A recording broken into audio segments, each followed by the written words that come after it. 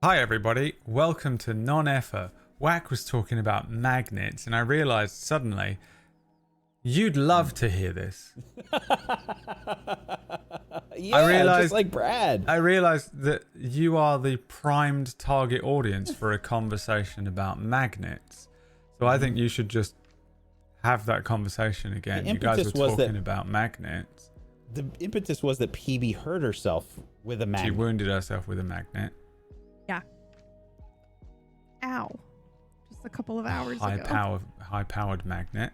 It hurts. And then Wax started talking about magnets and miniatures, and I was like, well, that's perfect. We've got some time to bullshit before some people throw some cash at us and unlock our first topic to discuss. Thank you, everyone, in advance. You know what we should do, Whack? Is we should ask chat what version of Linux they have installed and enjoy that. I was going to. Yes, I was going let's to. Go. Yeah. And this is Brad's nightmare stream. Magnets and Linux, you know what I mean? Oh, look, I got a drink. We're good. I'm just gonna name a better pairing: magnets and Linux.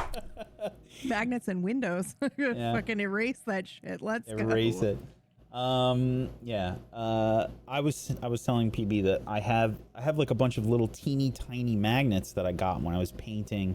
I don't know what the hell is one of the other like tabletop Warhammer style games I wanted to say it was like War Machine. Yeah, War Machine. I was painting miniatures for that, and I bought magnets because I actually made their limbs like so you can move them. So like the joints for the miniatures, if you carve out a spot for the magnet and you glue the magnet in there, you can put two magnets on either side, and then the actual limbs can like rotate and you can pose them, right? Like Gundams.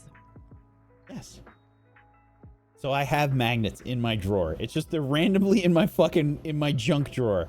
So every time I go in there, they're stuck to random things in my junk drawer, and I have to peel them off.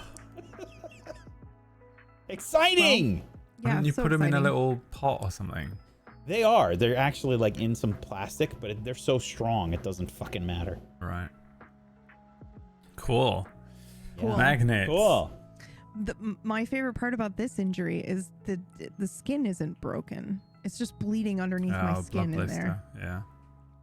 I don't know if it's a blister so much as there's... You don't call it a blood blister? What do you call it? What is a blood blister? What do you mean? Whoa. What? Blister with blood in it. What do Americans call a blood blister? Someone help me out. I've never have had no this happen synonym before, for it. Where my skin, it's bleeding, but my skin is you still ever caught intact. your finger in something and it gives you a little... Well, just now. Yeah, but up until now.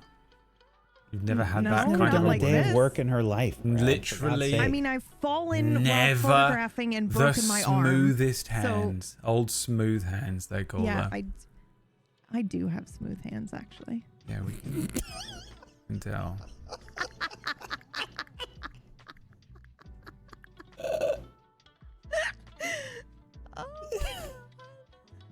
So about Linux. Please unlock the first thing for us, for the love of God, please.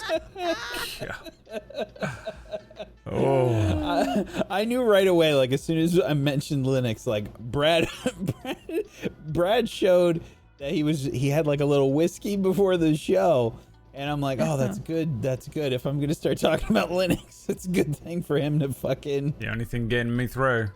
lubricate himself for the show tonight. Thank you, Berry Flame. $25, desperate to get us to not talk about Linux. Yep. Yeah. Shut the fuck up. Yep. Wait, Bear is running Linux, I think. Almost definitely. If Bear loves, what the hell is the name of those movies, Brad?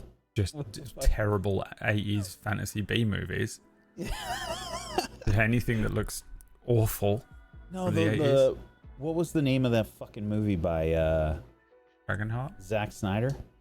The Zack Snyder movies, that he just made. It was intended to be like Rebel Moon. Rebel Moon. Yeah. The fact that Bear just absolutely thinks Rebel Moon is the greatest movie of all time really reflects poorly on us. Mm. You know what I mean? Like Bear is like, I really, really love your shows, and unfortunately, I that's also not a really good love- thing. Wait, Bear was on Linux and not anymore. Why did you switch? Oh. Which one were you on? Yeah, tell us. Spare me. Brad's like, fucking kill me, dude. Tell us why. Thanks, Kiyoki. Thank you so Kiyoki's much. coming to a lot of money tip. this week, to be honest. Yep. Thank you, Johnny. Johnny said, please stop. Johnny's one of my boys. There's a few of us. We're on motorbikes and we have leather jackets. Mm-hmm. And we're trying to not Cool talk about. kids only. We're trying not to use talk Windows. about Linux and Windows and magnets. Uh-huh. We won't. I won't go super ham on the talk, but I am genuinely curious if anybody is running it, because PB and I were seriously contemplating switching, because Windows 11 looks horrible, and I don't have Windows 11 because my computer is very old.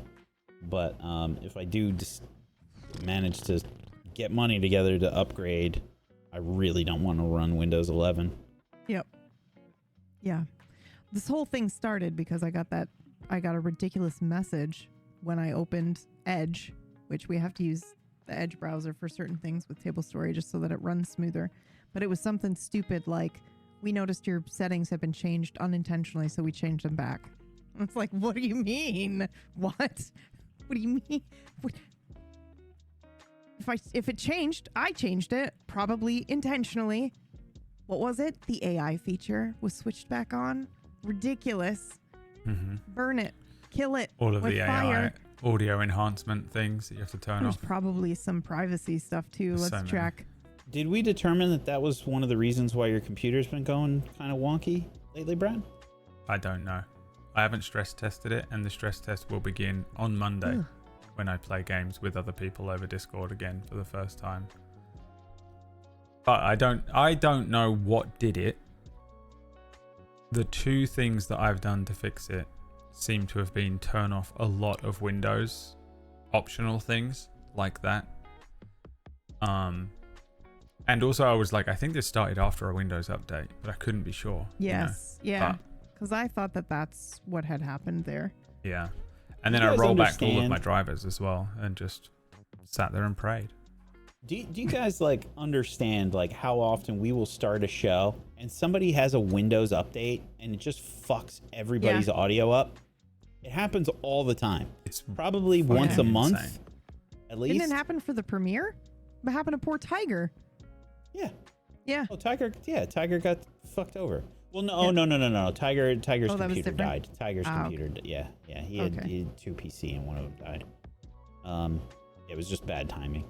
But yeah, we've had that shit happen so many times where we'll get a Windows update and it just destroys like OBS or it destroys all of our audio settings. They just decide like, yeah, we're gonna change them all of your audio settings. You gotta go into the sound setup, and we'll just be assuming everything is okay before a show. And suddenly, as soon as people start joining the call, it's like, oh, everything's fucked. Yeah. Or you start the stream and then everyone in the chat is going muted, mute, and you're like, why? How? And it's done something to OBS. It's reset all of the OBS audio inputs and stuff. Anonymous, thanks for the $5. Pearly, thanks for the $5. As a physics major, magnets are magic, says Pearly. I run Pop OS. I'm banning I don't know what Pearly, that is. by the way. What the fuck is that? I don't know. Ban. It's a ban. It's ban. Whatever is happening. Oh, we were talking about Pop OS. That's all right. I'm looking it up. Leo, Jesus, thank you for the $100. Leo's on a motorbike. Leo! It's me, Johnny, and Leo so far. Just desperate to not talk about Linux, Windows, and magnets. Sorry. Okay, fair enough.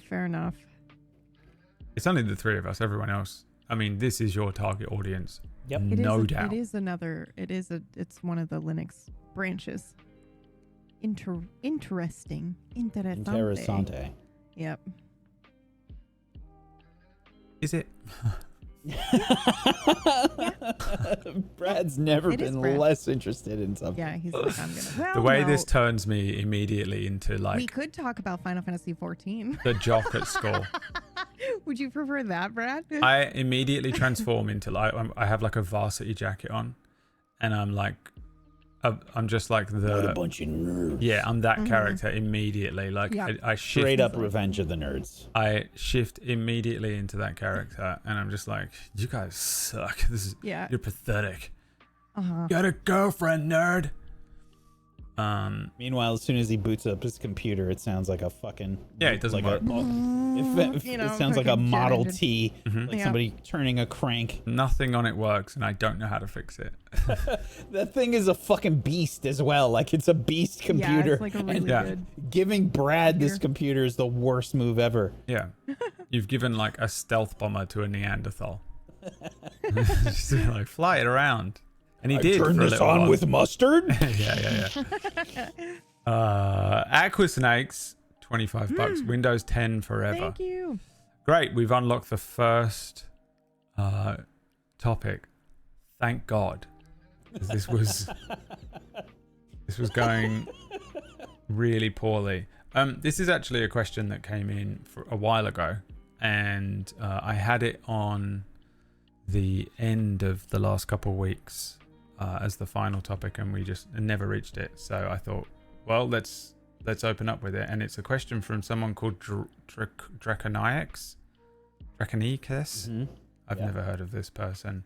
Neither have I. It says, which of your campaigns would you want turned into an animated series or movie franchise? Go as in-depth as you want. Thanks for the permission. Animation studio, voice actors, composers, etc.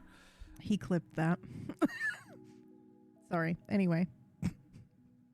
Who wants to go first? You do. Me do. Yeah. Me do. You do. Who do? Me do. Me do. You do.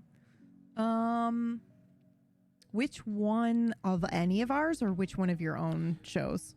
Sorry. I think it would be interesting to imagine.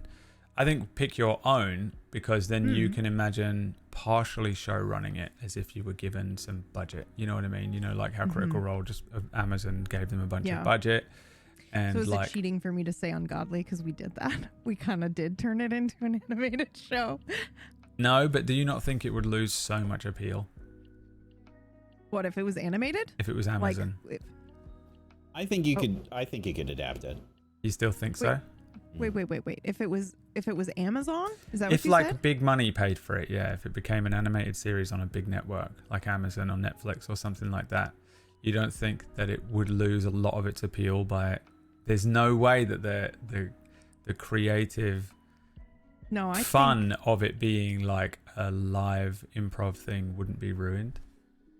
I don't know. I think it would be possible to do something like that where it's like whatever they had to do with Robin Williams, where when they had him in doing voice lines, he would improv and then they would just animate to that. So I think that you could design a show that was a bunch of comedians in a room, doing essentially the Ungodly kind of idea, and then you animate to it later and then release the episodes. So I do think that there's room for kind of a little bit more improv, situation in an animated series. But I also think that there might be room for that based off of what you've already run, which is what I'm assuming that they, Drac meant, which is like you take the story that already exists and just refine it like we were talking about last week and make like an abridged version of that show that then ends up being animated or is on air. You could still, you could do it like Murder in Successville style, where it's like got a kind of weird structure and then you improvise the whole thing. Yeah. So I think for, something like that,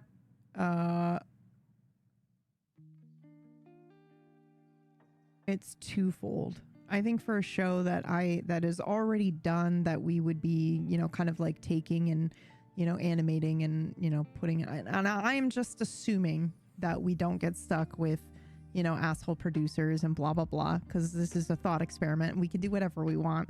So let's just assume we have unlimited budget. It's a best and really case cool. scenario animation. Yeah, best case scenario animation. I think I love that was the first place you went, by the way, which was I know, I'm so somebody's going to traumatized. destroy my dream. I know. Yeah, somebody's going to destroy our baby. Then I think it would be I think I would want to probably do one of the classics like Nocturne or Gone or something like that. That would be really cool to see again in a different kind of style, seeing that the story is kind of already done. That would be fun. But in terms of Gone would be really fun animated because you could do the really weird, the really weird stuff that happens in Gone. Yeah. And like I feel like you could do some really weird transitions between the different elements that are going on in Gone. You know what I mean? It's hard and not to there's a spoil lot of Gone. stuff that you could do with color theory that I love so very much that I didn't get to do in the live show because it's a live show.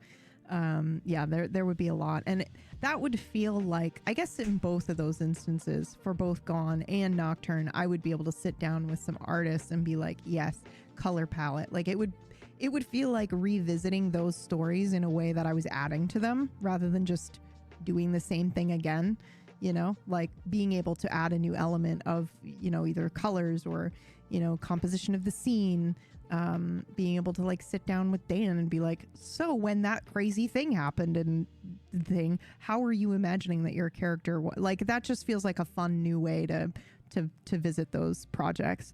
But in terms of wanting to do like an improvised show that is then animated after the fact, I actually think it would be fucking hilarious to do something like Ungodly, where you've got animators or artists sitting in the room watching the actors improv with each other and, you know, just riff, and then the editors or people cut down like, okay, this is the episode now, and then the animators then go and do their own animation to it, and you don't know what's going to happen until you watch the episode. That feels like 4 layers of fucking fun. Everybody's creating and doing their own thing that they're really good at. And then we get to see something, you know, animated that's just absurd, is really good.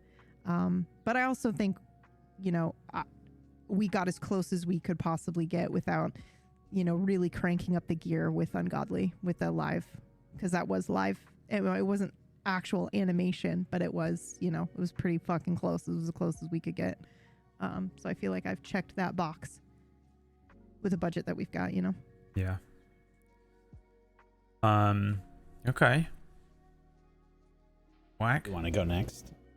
I mean, I can go next in that It's the all Lost of mine are the same. Sorry. Didn't even hear what you over here. said. I heard it's Lost. Oh, I said the Lost second. Why is it the Lost second? They're all the same. Nope. Everything I've ever run is the Nope. same, How dare you? Not true. and so it doesn't really not true at matter. all. You could run Not any. true. You could just animate any of mine, and it'd have the same effect. I am extremely attached to Darkfire. But would it be a good obviously- animation? No. Yes, bro. Shut the fuck up. Yes, it would. Yeah, it would. Just be a. It's the same as all my other shit. They're all the Really? same. Fucking fantasy. What the fuck adventure. is He's wrong? so good. Don't stop this shit. It's Yeah, not. well, I don't It's know not what's happening. self-deprecating. Other shit. They're I all wish I just. was close to him. They're all so just I a could basic D&D adventure. slap him in the face a little bit. You know, none of them do anything particularly original or amazing or whatever. Hero's terms of- very different. The risotto entree. The Lost Seconds cancelled, by the way. You do No, realise stop. Don't joke. we're not. It's over. Don't joke. No. It's the last thing I'm ever I running. was just. What? So I put Stop. last in the name. Yep, it's got Last in the name. It's the last. It's the last second, not the last. Oh shit. Yeah, I don't know. This is the thing. What I mean is, I don't think any of my shows, if you animated them, I don't think it would elevate them above any other. I don't think any of them being animated would elevate them above any other thing, any other project I've worked on. If you animated Mistlight, it'd be good. If you animated Darkfire, it'd be good. If you animated The Lost Second, it'd be good. But I don't know if there's any like style or anything unique that I could bring to it. Do I see? My opinion is that when Drac asked this question, that they wanted us to think about different ways we would approach various shows. Yeah. Like, if you look at the difference, say, between Critical Role, Vox Machina campaign, and the Mighty Nine, there's a very different tone in both of those shows, right? Mm-hmm. They approach them differently. And I think they had to use different animation studios because you can only work on so much animation per year. But the animation's a little bit different. They went with 2 different studios, I think. I could be wrong on that. And Mighty Nine, they really changed that show a lot. Brad and I had a few conversations about it when that show went live, and I was like, dude, this is so fucking good. I was like, they took a lot of the complaints that I had with that campaign, and they just cut them out. Like, they kind of reorganized a bunch of stuff, and they made a bunch of changes with the Mighty Nine. So it was really interesting. It's got like a much more serious vibe to it. And I think you could do that with a lot of our shows, where you could the tone would be very different, or the animation style might be different. We might approach it like an anime. We might approach it like a silly kind of cartoon look, or even a movie or a short or something. I think you could approach those a lot of different ways. Like Cura, in my opinion, I think that would be you could approach that like a more serious one. Yeah, Record of Lotus War, 100%. I'd make it bleak. I'd find like a bleak color palette, and I'd find like horrible orchestrated music that's just like Max Richter sounding shit that is just painful, because the point of that show is that essentially you're just slowly dying. And so I mean, I guess I could approach them differently in that way. I don't think that it being animated as a story, I guess, as a written piece, Mistlight's bleak, and I would approach that more like a horror. That'd be very dark. That'd be pure high contrast style. I don't think you're giving yourself enough credit, and this is me being serious. I'm not trying to aggravate you or whatever. Hold up. Okay. Wait. I have this one. The OVA opening chat. I'll put it in our Twitch chat. All right, go ahead.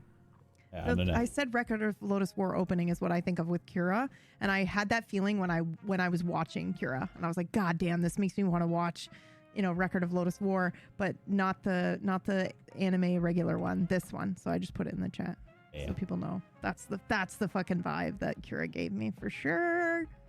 You don't give yourself enough credit with this stuff, because if you think about it, like, the fantasy genre has a million different shows and a million different things that they've done. And people approach them in different ways, and some of them are good and some of them are bad, and ultimately it's just, how did it get made? Like, did it get translated well, like from the whoever did the screenwriting or whatever? Like, there's all these different factors involved. So I don't think you're giving yourself enough credit. These are great stories. We told them in a similar way. Yeah, I guess that's the thing, is that, like, overall, for the most part, they're just like a pretty straightforward fantasy adventure story. And from that perspective, I was like, well, I don't know if I would pick one out of any of them specifically that I would want to be turned into an animated series, because my first instinct was to go, well, I don't think it would benefit any one story to have it animated.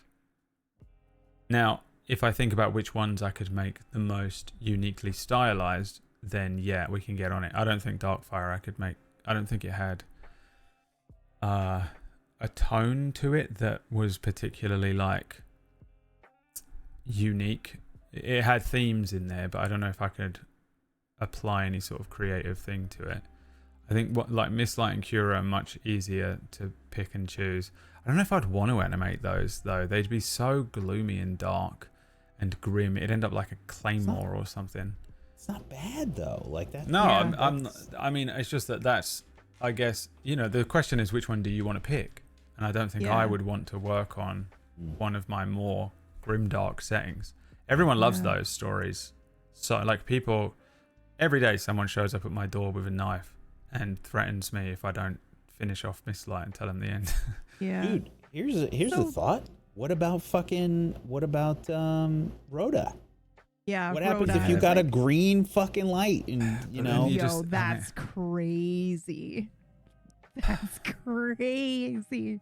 Again, it's like the problem We're in with the Rota. happy, we're in the happy, dreamy place where I know. fucking anything can happen. Yeah. But the problem with Rota is it isn't really much of a unique story. It was my love letter to Star Wars.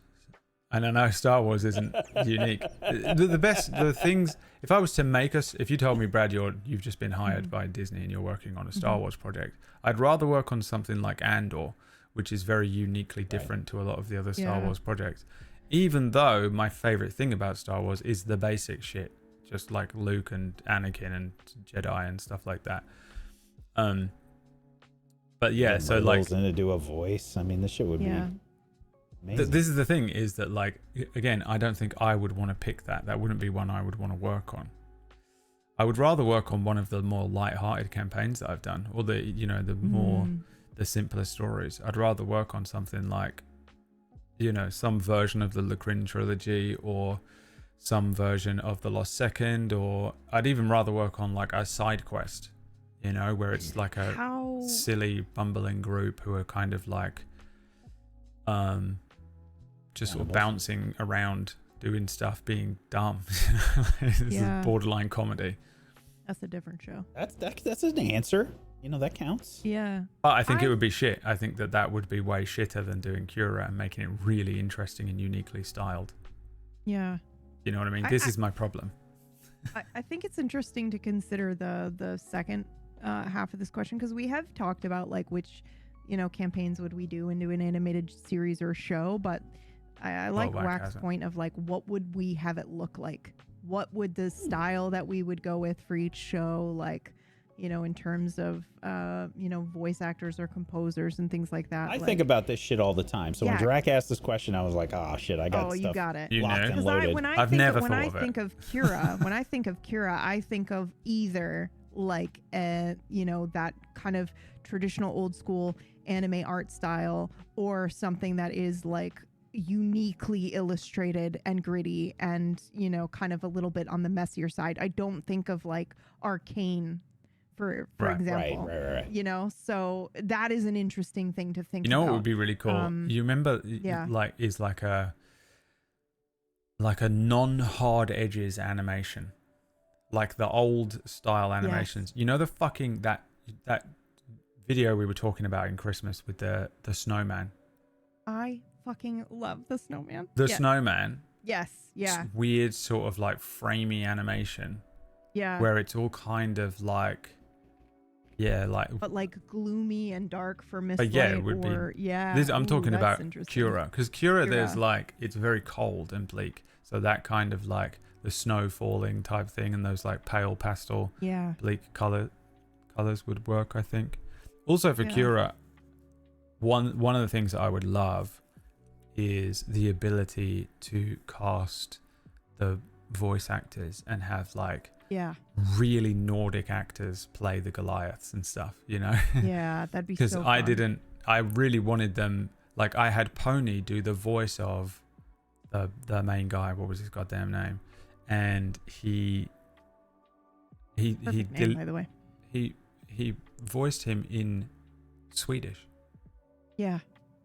And I was like, just deliver all these lines. And we like went in and rewrote the script for him in Swedish, and then had him record it in Swedish. And I was like, this is way better.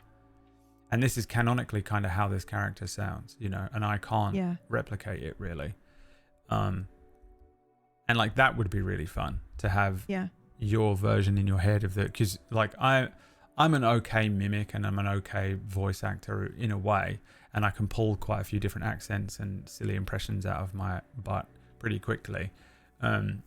But to be able to genuinely cast like the actual version that I would like to hear in my head, and have like someone, you know, you get like a Mads Mikkelsen to just voice a character, and you just get this really unique sound to like the voice. That would be really fun. I don't know who. I would find some really interesting sounding Nordic people to play the You just have Bjork playing a dragon. the Goliaths in that, because they're from, I mean, that's where the story begins. And the dragon comes in all fucking horrifying and scary, and then you just hear Bjork's voice. I'd have Bjork do the soundtrack. Yeah, goddamn. Imagine that. Since Yeah. we It'd can be get one anything. hyper ballad. Yeah. Thors was his name, Thors.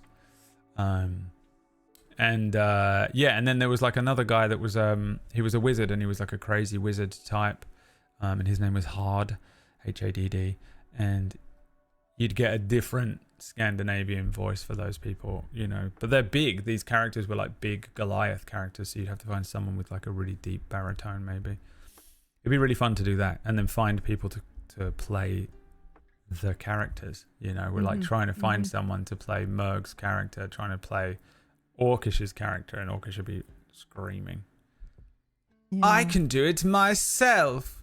I shall play my characters. No, you will not. This is Dream World, where we could get Mads Mikkelsen to play your character.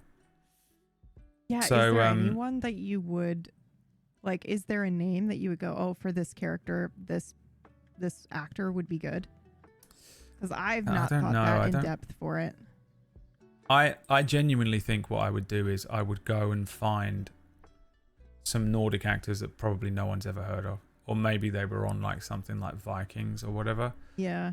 And I would love to just get authentic voice actors, because nothing pisses me off more than someone who can't do an accent. Mm-hmm. Yeah. Playing I a just thing. more meant in general, like of all the things you've run, is there any? Oh, like a specific bollocks, me person. bollocks. Well, Yeah, I'm a doing. I specific mean, this is person the that you thing. would be like, I'm oh my doing God, this would be amazing. impressions of a lot of people when I'm doing characters. So whoever I'm Yeah. doing an impression of, for whatever characters I've ever done an impression of, that person for that character would work. Follow-up question. Does Christopher Walken fit in anywhere? No, when have you ever heard me do a Christopher Walken impression? No, in I your just life? meant in any show that we've Foo run. Fighters. Yeah. like Is there a character that would? Because I actually think, in Defend the Gates.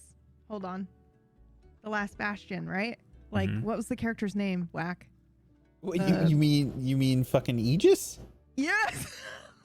Christopher Walken as Aegis? No. What? It'd be pretty No. good. It'd be so funny. no, but here's a question. Let's reframe the question. So weird. You have to Your cast help. Christopher Walken as one of your characters. Yeah, Who is it? exactly. each Yeah, show. who is it? Yeah. Mine would be Bo Christopher Bobo. Walken's taking over for Orkish right off the bat. Bobo. Mine would be Bo Bo. Bobo from Yeah. Dying Order.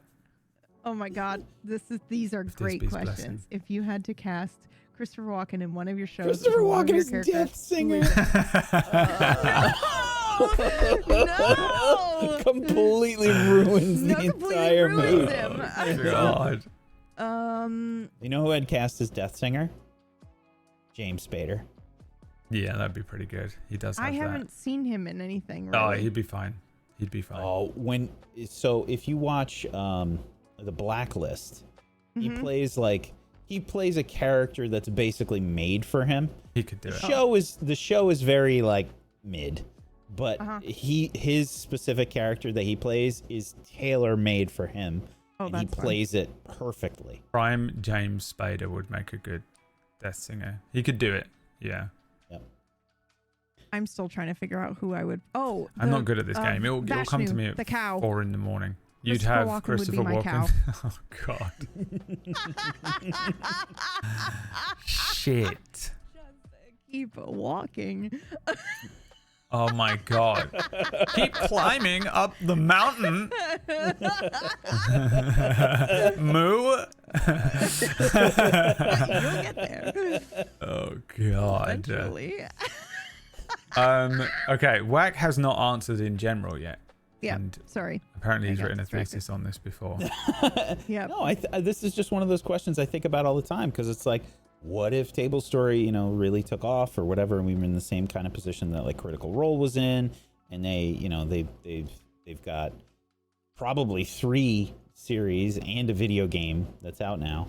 Can I say something really quickly that is a little bit maybe something I shouldn't say? No. No, we've never done that before. Okay. It's a controversial opinion. He said no, and I believe mine was him. a serious no. Oh yeah, he doesn't want me to say it. So I'm not having Critical Role's viewers descend upon us like a cloud of ravens. Yeah, they won't. okay. You don't fuck with them. They're like Swifties. Mhm. You just leave them alone. I- No, they get away with whatever they want. I'm gonna. They get whatever they want. I'm gonna say it anyway. Oh. I'm gonna say it anyway. I feel like if we had that kind of success and we raised that kind of money, I wouldn't then lock it behind a distributor, a paywall, essentially.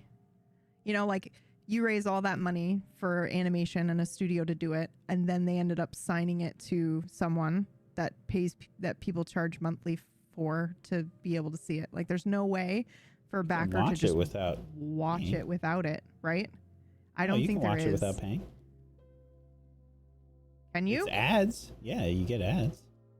Oh, but only if you've got on Prime, right? It's on Prime or Netflix or whatever. You can watch Anyway, stuff all on I'm there. saying is like if I had raised that much money to animate it, you'd be putting it on your own fucking website and streaming, and people could watch it there. They don't have to necessarily. You don't have to then. Yeah, I mean, if double we're dip living on in perfect dream world land, We're sure. living in perfect dream world land, and we got that much money to do an animated series. Sure. I feel like I would make it available for. I have no everybody opinion, afterwards. and for the record, if anything, I disagree with you. Yeah, because they're perfect. They're perfect beings. You must not. I'm not doing this You must again. I did this disparage before. them. I'm not doing this Yeah, again. yeah. He's like, I'm not playing this game. I've got a bunch. Yeah. So if I didn't care about, like, if I didn't worry about J.K. Rowling and all that shit, I'd love to see Witchcraft and Wizardry as an animated, God, dude. like a kids show. Yeah, kids Yeah. show Make it a would be kids sick. show. Yeah. Yeah. I would like that. I think it would be awesome. In a perfect world where she turned out yeah. to not be a psycho. Like a Saturday morning cartoon. Yeah, it'd be fucking great. It'd be great. Yeah. With that I'd love to Mergs' see that. illustrated style that she did for the art. No, Oh my Dexter's God, Lab dude. style. No. Gendy Tartakovsky. Yeah. I think it would be fucking really cool to see that. In Dexter's Lab though would be pretty good. Yeah. Side quest in Dexter's Lab is the way to do it. Yeah. It's so good. Yeah. I would I mean ZBO in a Gundam style. Oh my God! I mean that was when I made it, that was what I had in mind the entire time. I watched Oh, the right. only Gundams I've ever watched were in the lead up to that show, and I really enjoyed all of the animes that I watched. And then we played it, and I've never watched a Gundam since, which is really annoying. But it really cemented it in my head, when I was playing in the game and imagining. Well, things. we went on a little Gundam tour, you and I, when we were doing that show. Mhm. We watched like a whole bunch of Gundam stuff. It wasn't just me. Like you were in the middle of You your told us to. That was Gundam why spree you as said well. like Yeah. it might be a good idea to watch Here's your homework. some Gundam stuff to the whole cast. Yeah, so I'd love that. I would really like to do Ashes of Eriador as a show, not as an animated Yeah. show, but like a live action one. That show was crazy, man. That was so good. I would love to just have like a fully produced like Lord of the Rings show. That was centered around them. I think that'd be awesome. Did you see that motherfucker who like made his magic door? Like he made a magic door on on TikTok or Instagram. I'm wondering if either of you got fed this by the algorithm, but he did the door that lights up when he uses the passphrase and then opens magically. It's fucking sick as shit. It looks so good. Yeah, and then the door fucking lights up. Crazy. Yep. Something Cord would do. You don't see him for a month, and he comes back and he's like, "I've made a magical door." Yep. Cord just goes away, and he's like, "Yeah, I became a door maker. I became a door maker, a blacksmith." Yeah, that's really appealing to me. I would love to see like Rime of the Frost Maiden animated. I would love to see. Oh yeah, that'd be really good. What style would that be? It would I feel like you could do arcane style for Rime. That would work. Rime would be wicked in that like painterly style. I think Cura and Rime would work. Yeah, that too. Yeah. I'm leaning more towards that. If I were to do like an arcane style show, I don't know if I have one that I would put in that style.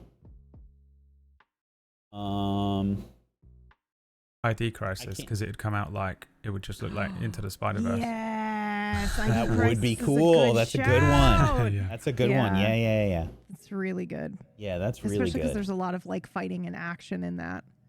Yeah. Yep. You could get really. I feel like arcane style would be like wasted on a show. Like I shouldn't say wasted, but it would just not be a good fit for a show like Gone, where there was. Identity Crisis also had all of those like those moments, whatever it was called. Like each character would have that like hero moment.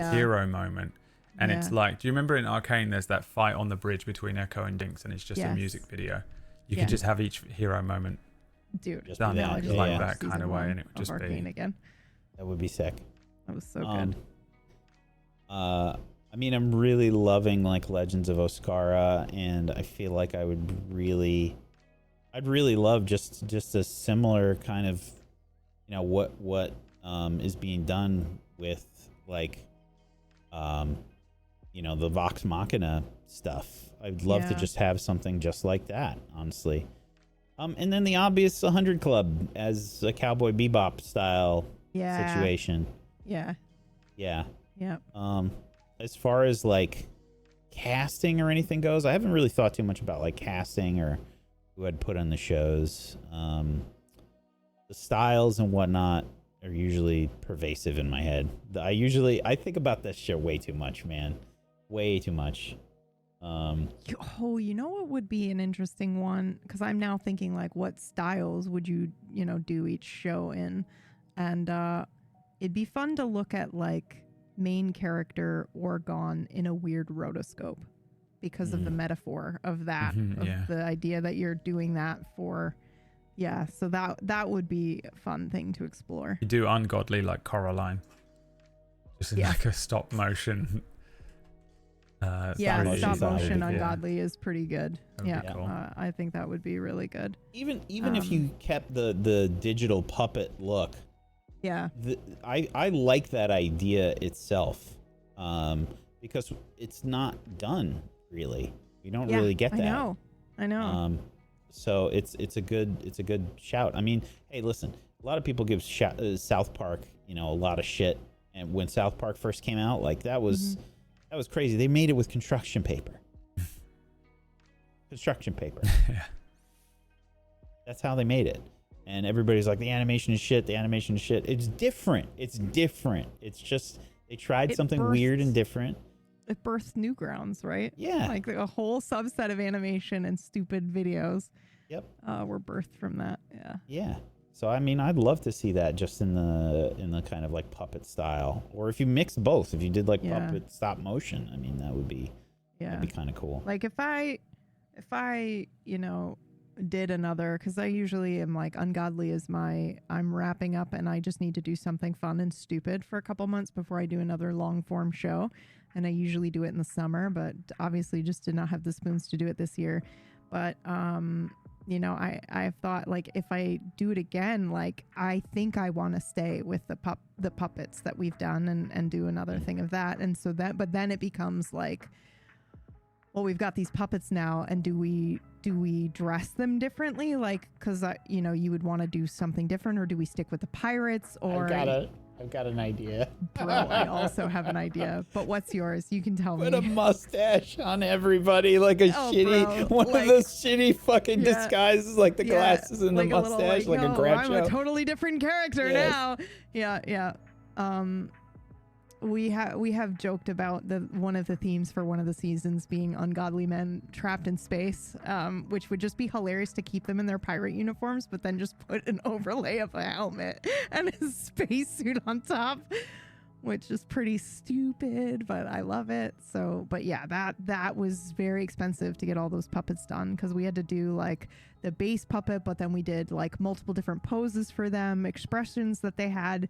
Muntface was like kind enough to like give us hands that they could float their hands and move them around, guys, so that they could hold props and stuff like that. Yeah, it was just like, it was a crazy expensive show, which these guys greenlit without me really saying too much. I was like, I want to do puppets in Ungodly, guys, and here's how much it's going to cost. And they were like, are you crazy? But they let me do it. And so thank you. I literally, that is something that I'm mega proud of. And I get to like, man, I did this very cool thing, dream checklist that I did not think She's only allowed to do it every 5 years. Yeah, exactly. I shouldn't have been able to That's do how that. long it You takes guys us to let save me up for do it. that. Yeah. So I'm very grateful that they let me follow that crazy thought process. You know what I would love to do if we're talking please tell us. This is a yes, show in which you can say if we're talking like, I would be okay. And this is, if you don't know me that well, you're not going to understand the gravity of this. But like, I would be willing to kickstart this tomorrow. This is how excited I would be to do this. I would do a D&D show with that puppet style, where it's cutting to the table, where all the players are there with their little animated avatars, and then you're playing D&D at the table, and then you cut to the scene of their characters. So you would need your puppet for you as the GM and the people at the table, and you've got your little dice scene, and you're fucking playing D&D, and then it cuts to, them. And I can see moments where it's like, hilarious. Like I cast this spell, and then it cuts back to the table, and the DM interrupts and is like asking a question, and then it cuts back to the animated scene, like where it's back into the moment. And I just think that would be fun, and a really fun show that hasn't really been done before. Are you talking about doing that so that the puppets are the miniatures, effectively? How are they controlling their puppets? Yeah. Same way we did with. So everyone's just sat at their Ungodly. full setup at a table together, like a fucking esports No. event. No. So the show is we have puppets for you as a player. So there's an illustrated Brad puppet at a table with PB I see. It's illustrated. Okay. It's I thought like you were having meta cameras within to a- the No. player, but It's the whole thing. The puppet whole player. bit is like Right, we're right, friends yeah, sitting yeah, down to yeah, play yeah, D&D, yeah, but the got it, whole got thing it, is got it, animated. So yeah, we lose yeah. you drop yeah. the webcams. Everybody's doing their own thing. Yeah. And then you also then double it up by switching to the double puppeting. Yeah, exactly. So you do yourself at the table, and then also the puppets in the fantasy realm. And I just think that leads for some pretty funny moments where it's like, you're cutting back and forth between the RP and the table chatter and whatnot. And a lot of that is purely inspired by Dead Alewives animation from like 1997. I don't know if you guys ever saw this, but oh my God, really? Oh, okay. I'm dating myself. You're from a here, different reality to us. I'm from a different realm. But yeah, it's the Dead Alewives bit where they're playing D&D, and it's like, I can't even remember some of the bits, but I know it's like I cast magic missile. Thank you. Yes. But you can't see anything into the darkness, like that. It's entirely based on that idea where it's like you're sat at the table, you're having this very cool scene, and then somebody's like, I thought you had gray eyes, and it cuts back to the fucking table animation. No. I have blue eyes, but your sheet says gray. And it's just that. I would do that, and it would be excellent. I see a video of. Sorry. I see a video of Dan Harmon spoofing D&D with Final Fantasy characters. Oh, that's fun. Doing that. I did already start to like source stuff for this 1-day project as well. Like I have animated backgrounds for spell casting. If somebody is like casting, magic with rocks, earth magic, like I have an anime style background for that. Yeah. One day.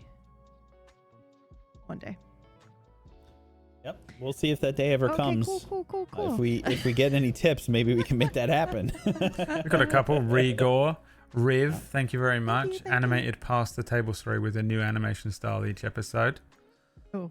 Ooh. Be fun. Sure, that'd be super cheap. That's fun. Star Wars Visions. Yeah. Brad's favorite. Star Wars Visions. Yep.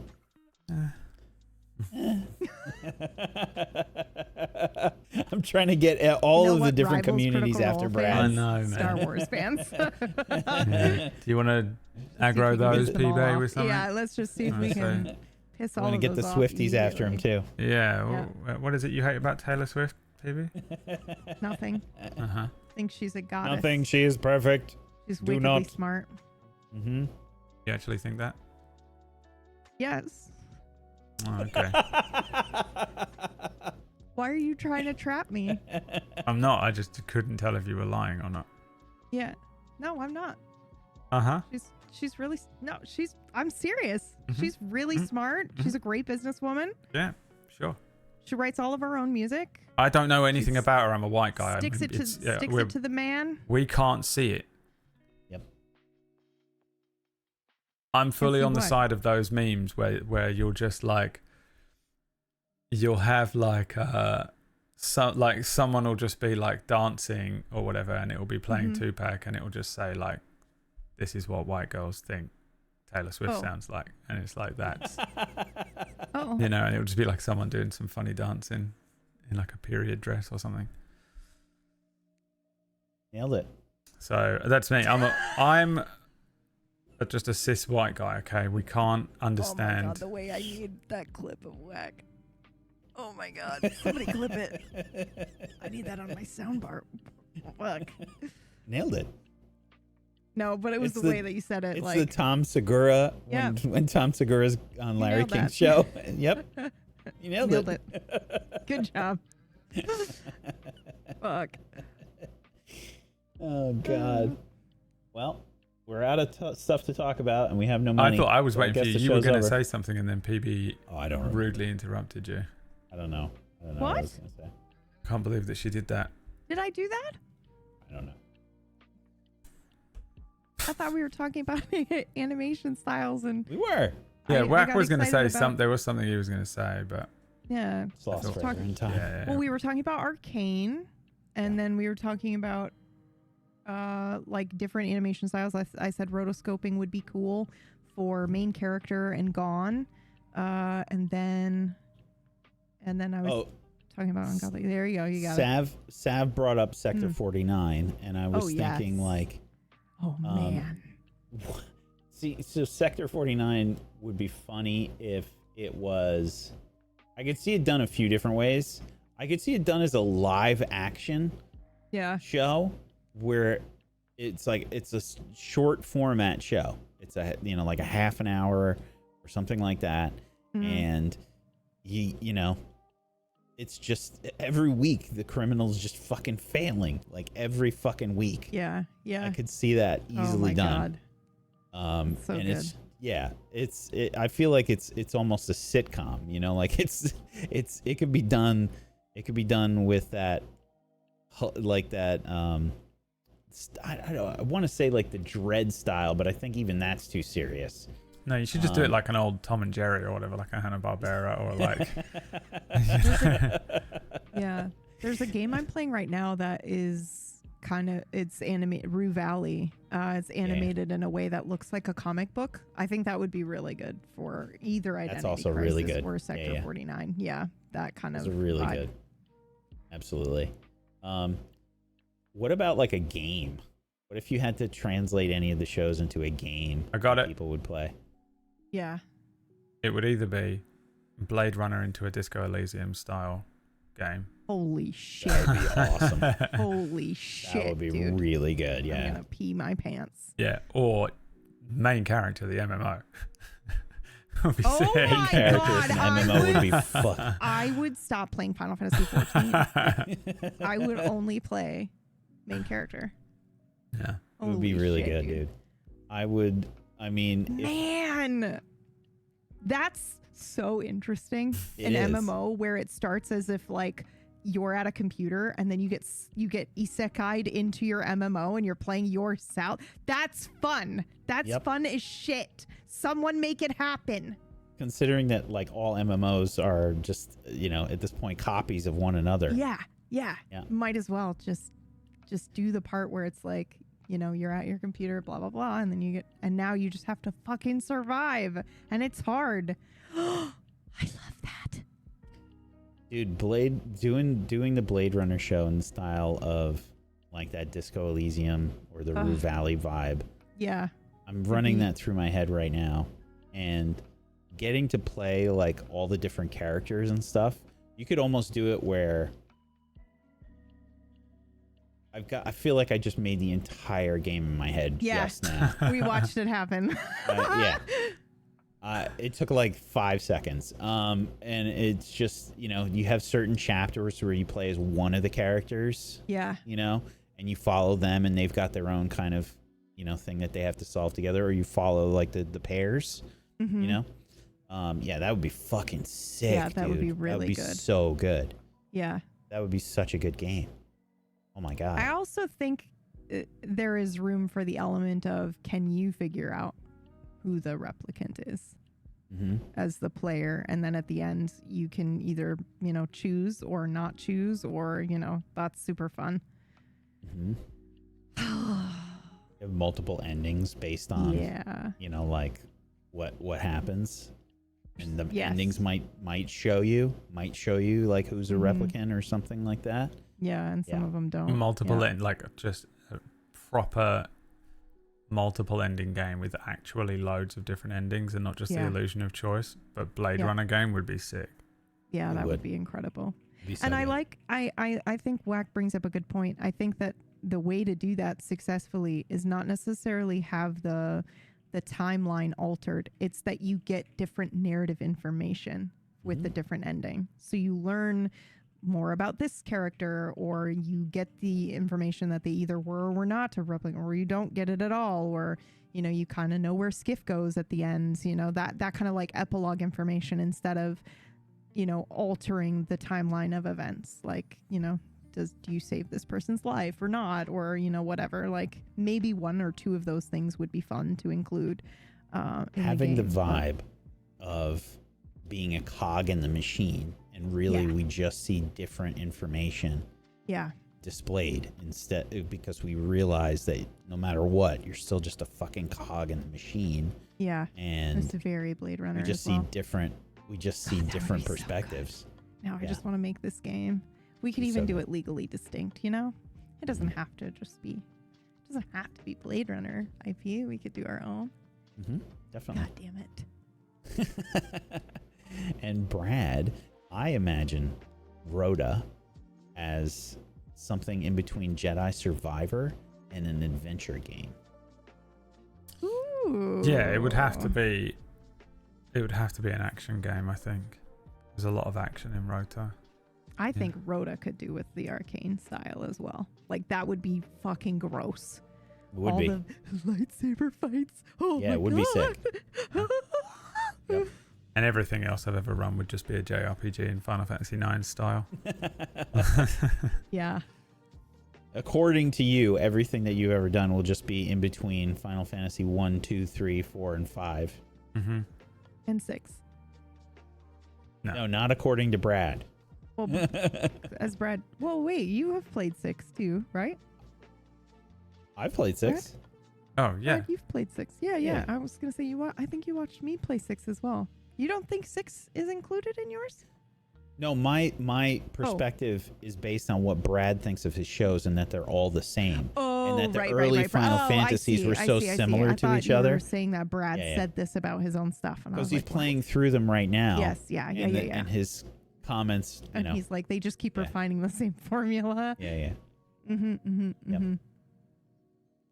I will say that it was interesting to see your perspective on on the different Final Fantasies as we've been going, because the tonal changes between each of the games has been interesting.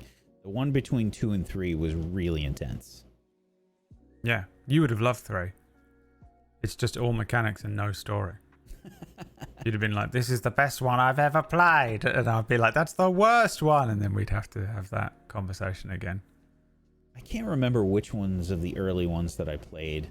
I played them like on an emulator. Any of the earlier ones, like 1, 2, or 3. I played 4.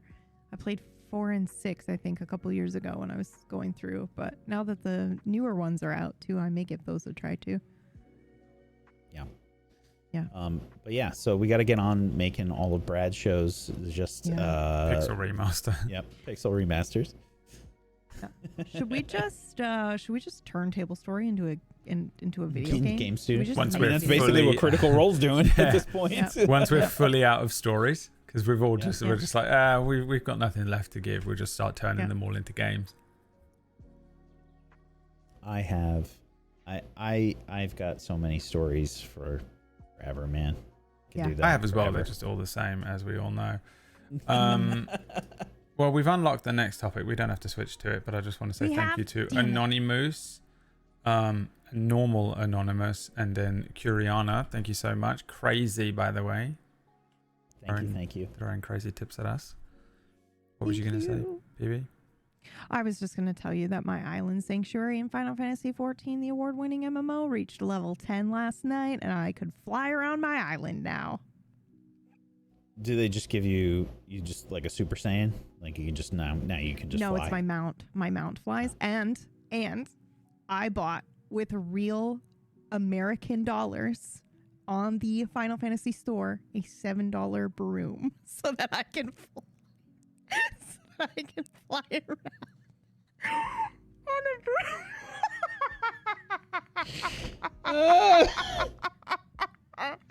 One day I will get it in a D&D game, but until then. Oh my god. You know how funny it would be if it was just a broom and it wasn't even magical and you were just making sound effects and shit flying around on it. No, I do that in my apartment. Imagine we turn on PB's stream and she's like, let me show you all this shit that I got for Final Fantasy 14. Oh my god, check out this broom, guys. Look, it flies. Everybody watching the stream's like, PB, the broom is not flying. What do you mean? Of course it's flying.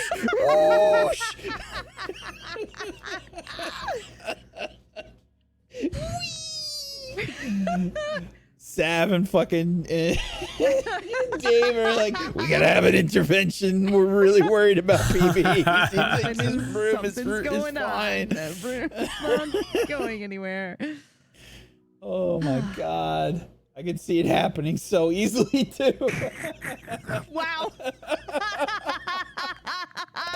Your mental state is so fragile. I could just see it happening in an instant. Oh god.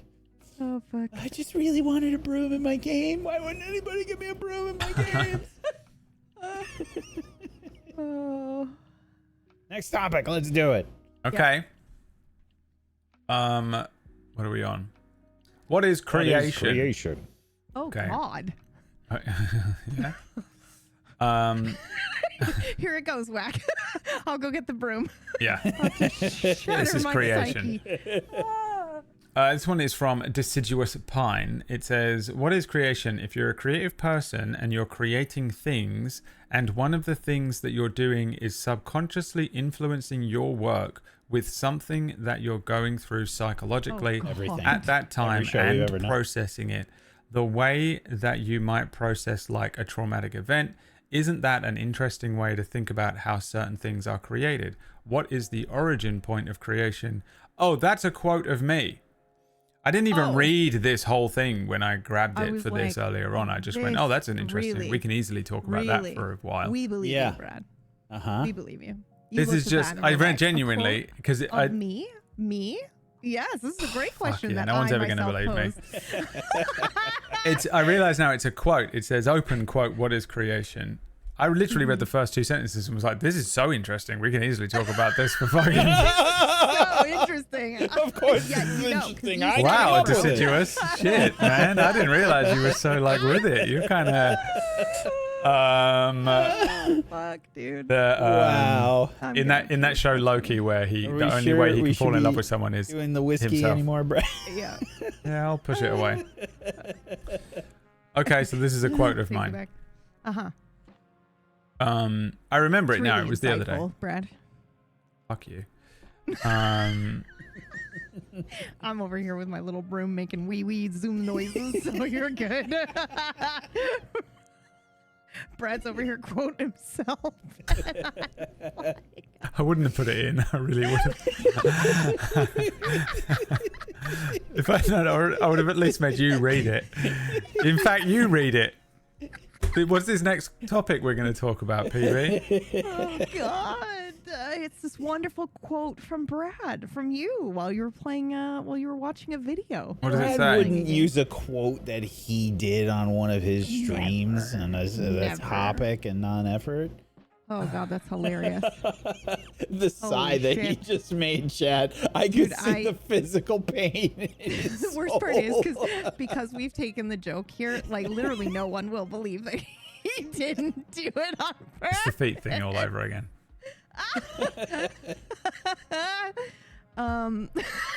Sorry, just the idea that you read 2 lines and were like, damn, that's a good question. To your own fucking I didn't read the rest. I'm gonna be my pants. He had to read the whole thing too to figure it out. It wasn't just the 2 sentences. He had to read the entire paragraph. It's long. Realized that it was It's his long. What am I going to read the whole thing? I didn't need to. I was like, oh, we can get to Isn't this. that an interesting way to think about how certain things are created? Yeah, man. Hell yeah, it is. Oh, wait, what? From me. Well, I got like halfway through it and was like, I'm getting like deja vu, but why? Oh, God. Welcome to 40. Fuck. Oh my God. Okay, but this is It happened way faster than I thought it would. It's 3 days. cyberbullying.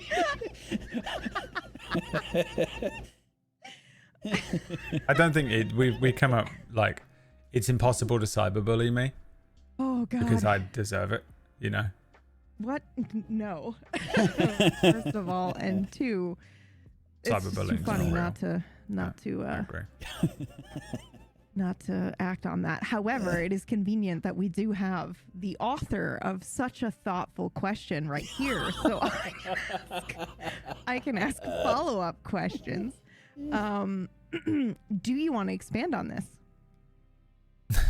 No. No. I don't want to talk I about it want at all anymore. the next actually. topic unlocked immediately. The next topic is time travel skills, where we're going to time travel back to this to- question. Back to me picking a Wait, different question from the submissions this Is that week. check mark from you? No, that's the bot. Is a check mark from you. That's really good. That's fantastic. Yes, That was a darling. good one, Yes. PB. That was solid. That was a good joke. It's so rare that we get to rip into Brad like this, so we got to take advantage of it while we can. I'm really gassed out today as well. Like I can't even defend myself. I just have to take it. I'm like super gassed. How do you To quote even defend Brad. yourself? To quote Brad, the greatest thing my friends could do to me is when I'm at my lowest, for them to rip into me, because I The only will time- appreciate It's the it. only time I will Yeah. ever respect you. Yeah. Holy fuck. Verified by Brad Woda. Brad Wodo, verified by Brad Wodo. This is awful. This Now is you know like, how we feel on a daily fucking basis. This is like Poor Orcish. Orcish is crying in his bathtub right now. Oh, just if like- Orcish was here. Oh my you would- god. yeah, you He would can never never hear see the end this. of I'm it, deleting dude. the Yeah. pod. Oh my god.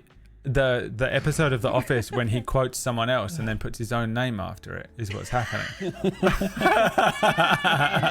You know, he like quotes Gandhi and then just says Gandhi, Michael Scott, or whatever the fuck he said. Like, that's what I've done. I'll never ever be able to escape this. I'm never getting away from this. I can only hope I die tonight. That's it. That's my. Oh fuck. Oh fuck. So what is creation, Brad? Oh dude, I can't breathe. Oh my god. Fuck. What do you think it is? Oh. What is Well, the origin point I of don't know creation? what creation is. This I was talking Oh, about fucking hell, yes, Final thank Fantasy you. 3. Mm-hmm. And in the process of making Final Fantasy 3, the lead developer for the early Final Fantasies and the guy that has been kind of at the forefront of all of them, Sakaguchi, his mother dies during the development process. Yeah. And then from then on, he starts having this kind of like subtle obsession with like death and the afterlife and stuff that permeates a lot of the works of Final Fantasy. And a lot of people attribute the death of his mother during the progress of this game or the development of this game to him kind of like exploring that and processing it, right? And then I was talking to chat about how I have done this, and often I don't even realize until I'm at 3 of the campaign that that's Yeah. what I was exploring. I'm not even really fully aware until like I'm 3 of it. And I go, I think I was actually kind of processing some shit I was going through that year. Yeah. So like it made me think like me and Liam have had a discussion before about like creativity, and we're like, you know, like it's kind of like sometimes you just want to talk to someone who's creative and you can't always. It's like sometimes I want to talk to people that are funny, and I don't have that option on something like this stream with Whack and PB. You know, I have to hand feed them something like this so that they can have their fun. And even then I'm providing the comedy. Do you know what I mean? So like what is... Sometimes I don't have the option to speak to someone, you know, funny. So I just, you know, talk to myself. I quote myself. Well done. You got there. Fucking dead, dude. Sorry. So, what is it? What's the origin point? When you're creating something, and if one of the things you're doing is subconsciously working through something, and that is influencing something that you're writing or preparing or improving, then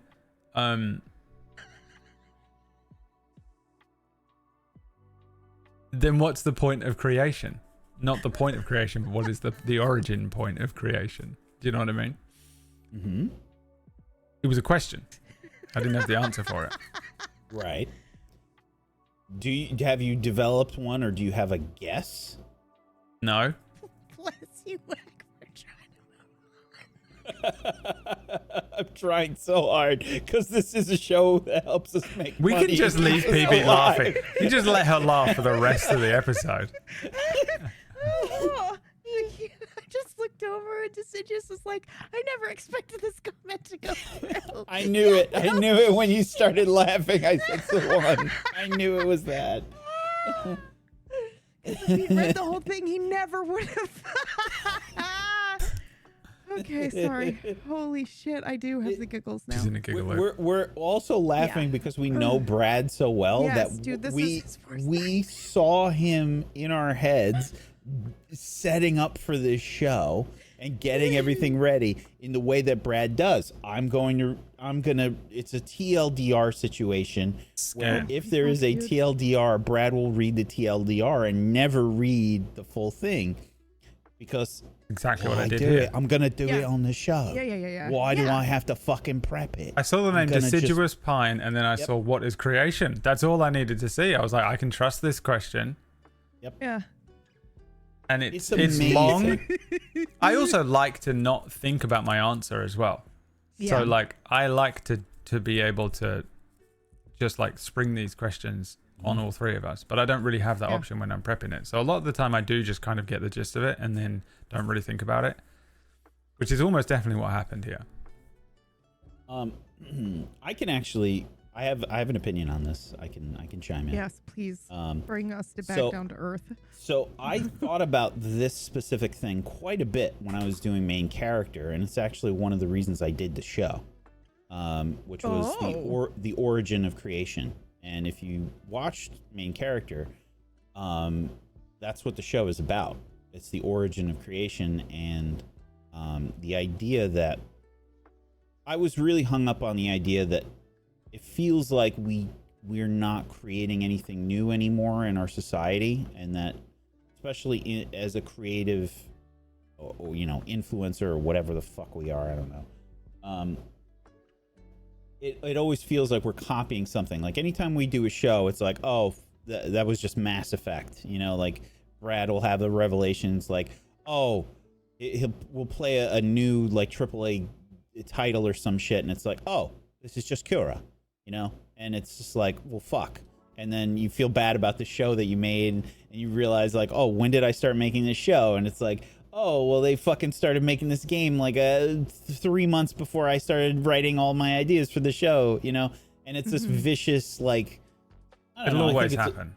It's a little bit like imposter syndrome, what have you, but like there's also that feeling of like, hey, like everything's been made. It's really just a twist on, these ideas that have already happened before. And I thought about that a lot for main character. It was the main point of the show. And I thought about this a lot. I was like, hey, what if we're not creative at all? What if all of our ideas or whatever come to us in our dreams, and the dreams that we have aren't even ours? We're just seeing something else somewhere else, and we're experiencing another reality through our dreams. Our dreams are a gateway to this other reality, and it's just a vicious loop that just happens everywhere at all times, and we're just sort of going on a dream quest almost. We're just seeing something else that's happening somewhere else, and that's where we get our ideas. So I thought about this a lot. It was one of the many existential crises that I went through during main character that kind of drove that. So it's a weird question because I was thinking about this question while I made main character, and the question is about, where does creativity come from? What is creation? So even my question is unoriginal. Brilliant question. Yep. Okay, you ask a question for next week. I will.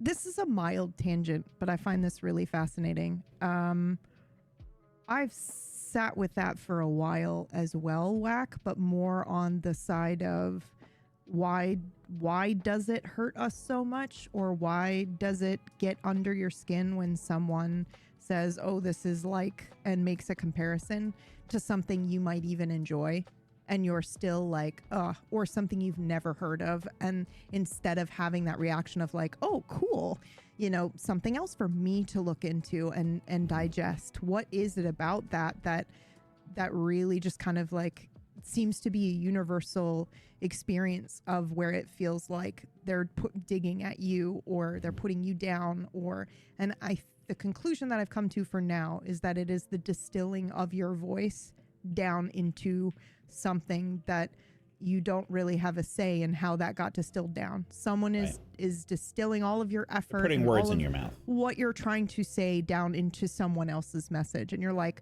well, yeah, I can see the similarities, but actually they're not the same. Like, that's not what I was trying to say. It's almost like someone is willfully misunderstanding you, which is how it feels to me, I think, when that comparison is made, especially when it's like, oh, but like I see the surface level similarities between these two things, but that's actually not what I was trying to say with this show. And even if it's good, Like, even if someone took something of mine and was like, oh my God, it's like Blade Runner, which is like like craziest compliment of all time, I still think I would have that reaction of feeling like, oh, what I was trying to say, the piece of me that I was putting out there was not seen. It was passed over. Yeah. Do you think slight tangent, but that part of it is that we see ourselves as artists, and artists are in a way explorers? Yes. And communicators. Right. So it's like, you know, when we think about the exploration of the earth, we have these very famous figures that have, you know, explored the earth. They were the people that went out and they took the risk and they, you know, braved the elements, or they did what they had to do. And we almost see ourselves like that, you know? Yeah.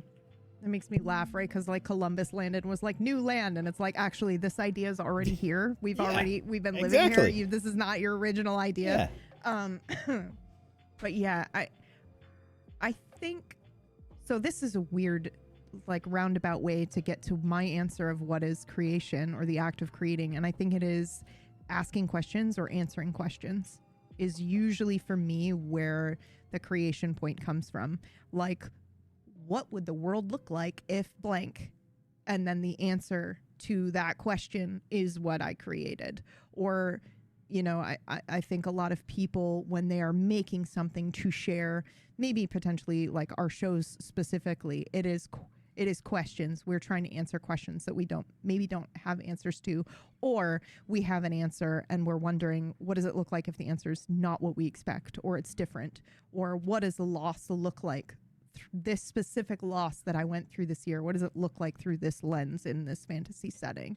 You know, it's kind of like that. And so it's asking questions, but you're using yourself as the lens at which you're gonna like kind of reflect an answer. It's like constant refraction, I guess. And so it can feel a little bit like, you know, either being misunderstood or being really seen in the opposite way, when something you've done resonates with someone, when they're like, wow, this element of the show is my favorite, or this character that you've made, Brad, and it's based off of you and during this period of your life and this loss. And obviously they're twisted to be a fantasy creature, but you have put a very important piece of you in that character, in that NPC that people see through for 3 minutes.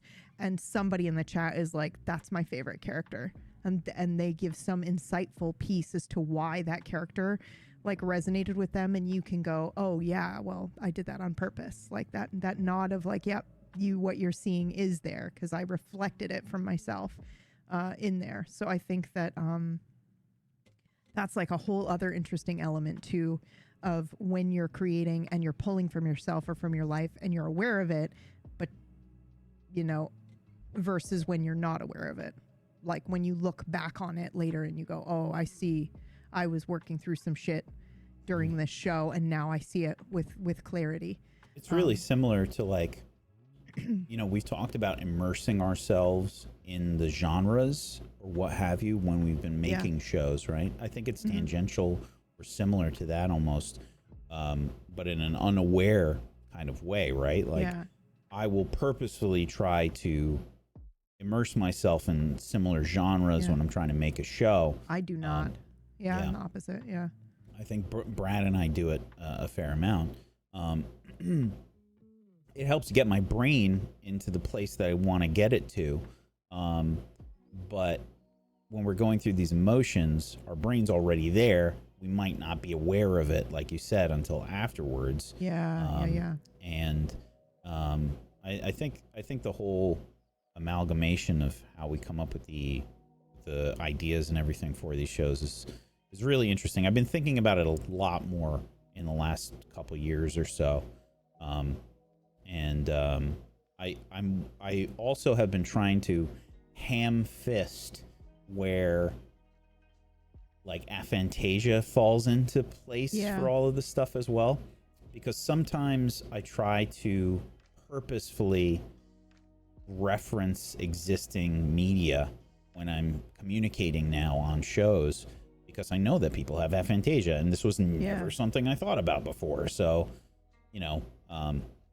I want to give them a point so that they can think about it and something that they can relate to. It's like, oh, you've seen this thing happen in the show. Is it easier for you to remember it if I present it that way? Or try to give you exposition, and use the show as an example or a movie or whatever to help you get on board.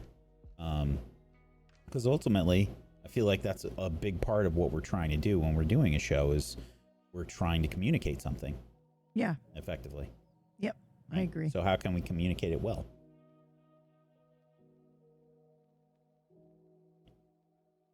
So the best way to communicate something is to just repeat it, like quote yourself. Uh-huh. Do you have anything to add to this insightful question, Brad? No, because if I do, you're going to laugh again, and I'm just going to. No, I'm good. I'm just going to leave this to you two until we hit the next question, and then I'll chirp back in again. And now Brad has realized why there are some days where chat does not talk in his stream. He's like, why isn't anyone talking? I know what I am. Okay, I know exactly what I am. Oh my god, that was so funny. Holy shit, dude. Xerox of a Xerox. The way I would not sleep if that had happened to me. Thanks very much. He's not sleeping tonight, so. Okay. All right. Oh, I just get up in front of the class accidentally naked, dude. That fuck. I'm okay with it. Everyone thinks I'm this anyway. It's actually a really good question. I can. It's funny because we know you didn't do it on purpose. Yeah. Fuck, man. Oh. This is less embarrassing. You know what is a fun example? I think I've already brought this up before here, especially. I'm sure I have, but if not here, then definitely on my stream. There is an episode. There's a great example of this in a tangible way. She's quoting herself from her stream right now, by the way. Just right so now. Yep. Mm-hmm. Trying to take some of the fire off of you. Yeah. Where there is an episode of Gone where I needed to kind of write a character out of a series because they were going to be gone for a while. So I needed to do that. And the morning of that episode, and it was last minute as well. So the morning of that episode, I'm having to write a monologue that then the character, the player could read and I could record and have it ready for that episode for the other character. It's a huge part for another character, right?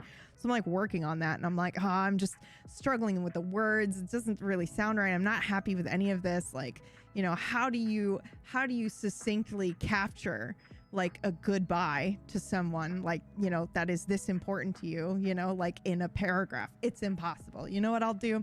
I'll go, you know what? I'm just going to get up. I'm going to go for a walk. I'm going to go get a drink from Starbucks. Everything's fine. Then I get hit by a fucking car and I'm writing the monologue in triage, motherfuckers. I was I got it.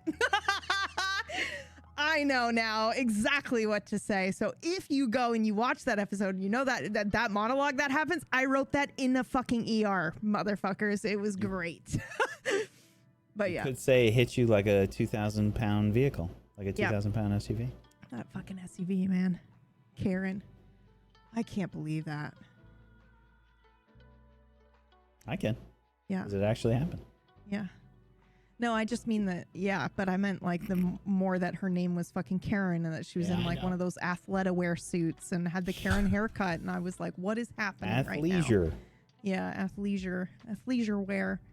And when she told me her name was Karen, I just started to giggle. I laughed. And then I covered my mouth I was mortified that I had laughed in her face. And then she was like, oh, no, sweetie, you're in shock. And I'm like, no, bitch, I'm laughing because your name is Karen and you hit me outside of Starbucks. It's nothing to do with shock, but maybe you're slightly right. And then she was like, let me drive you to the hospital. Excuse me? I'm not getting in your car. I think we've proven that you don't know how to drive, so no. No. Get away from me. Oh, God. So I walked. The equivalent of a taxi, like going up on the sidewalk and just driving on the sidewalk and be like, "You want to ride?" Yeah, no, thank No. you. I'm okay. Oh, I'm good. Was it worth it being hit by the car for that monologue?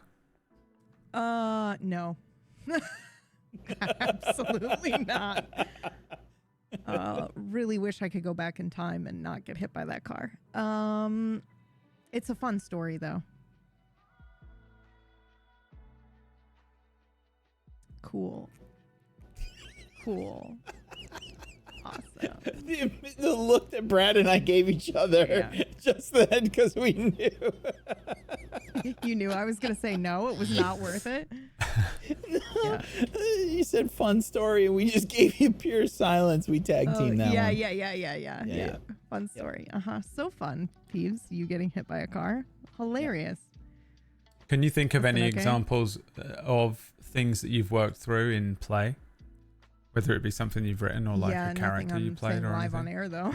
That's the problem, isn't it? I've got a couple that I can think of that are good examples that I'm like, yeah.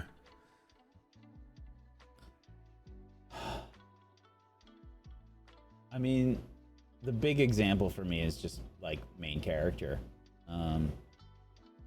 That was my existential crisis show. Yeah. Big time. But it is therapy, like sometimes, I think. If you play a version of a character, like the thing is, every improv character you play has to be a bit of you. You can't. Yeah. You can't escape it. You can't improv. It's too difficult to play Change your a entire character that's personality and, it just can't be done. You have to be handed a script by someone else in order to be able to do that. And like a backstory and really dive into like what makes that person who they are. yeah. So you will always be influencing your character if you're a player, or maybe your work if you're a GM and writing homebrew stuff. So you'll always go through something. Yeah. Maybe. Or like it, in a way it can be therapy, I think, for a lot of people without realizing, the character. And often stuff will come up that is quite similar to maybe something you're going through in real life and you're just playing it out somehow. And how did you get to that? Was it by chance and then it was fostered in by some sort of subconscious or subliminal set of things?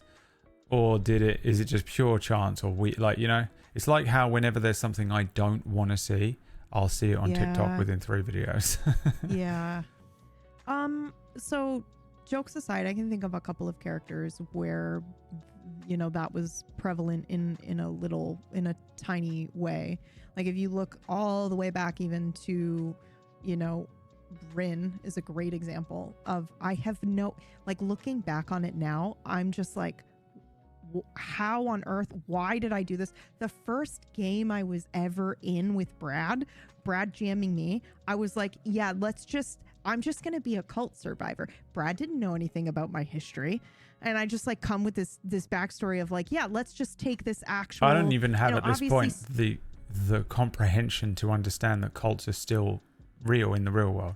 Yeah. Do you know what I mean? Yeah. I was the I was most insensitive never person to run me through it. No, I'm just kidding. easily the most ignorant person to run you through it.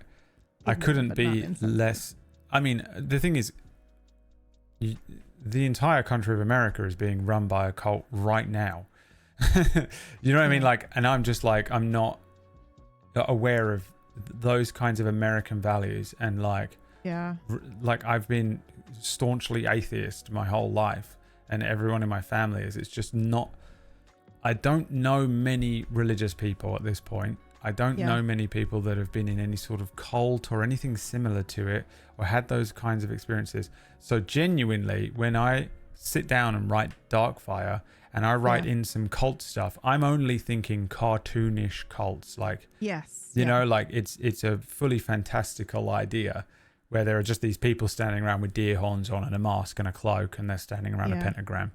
And which is all fun and games a little bit, but there is a little bit of an issue with that. Well, you roll up a stranger and you go, I'm going to play this character who was in a cult. And I go, great, cults are completely made up fantasy things. It's like you rolling up and being like, I'm going to play a tiefling. and I go, okay, well, you're going to play a tiefling. Yeah. I'm not going to be like, yeah. oh, there's a chance that she has tiefling relatives, and this is going to bring Yeah. something up for her. You know, that's a Yeah. cult Yeah, to me yeah. in Yeah, 2018 of when course. you show up, and then I'm halfway through the game, and you're like, I need Either you to way. understand something about me. And I was like, what the fuck? Why did you make that character? What the fuck are you trying to do It to was me? fine. It was really good. Like I did. It was really okay good. playing Your her. character. She was very pragmatic. So in a lot of ways, it was She very reminded helpful. me of Stalin, honestly. Yeah, I was going to Yeah. say your character. Yeah, she was, I wouldn't say she was really good. I hate Rin as much as Stalin is still saved on my computer, in a folder that is like make my day. Yeah. I love it so much. But no, like when I You look get at the that, AI and software that reinstalled itself to say that to you every time the computer turns on. exactly, just oh my god, the things I would have. And my I'm going to little get the AI software machine to tell me. say to me, what is creation if you're a creative person and you're creating? What a great idea, Brad. You're so funny. Just like Thank you, complimenting AI you. software. Yeah, thank you. It's AI it's in my voice as well. Yeah. Holy You get Orcish shit, to dude. do it. Oh my god. Yeah, no, but like, okay, so Rin is a good example of where I think I did that. I was not conscious of that. I think I was like, oh, this will be interesting, or I must have been conscious a little bit because I did eventually talk to Brad about it. And I feel like it was before the show started, right, Brad? I have no was kinda like, idea. Because I feel like you were like, are you sure? You are And- asking me from a memory that's like, Yeah. what, Yeah. 9 years It's old? really old. It's that's- all oh a God. big Oh, mishmash. Jesus. Yeah. Yeah. But then if I Feels think like about yesterday.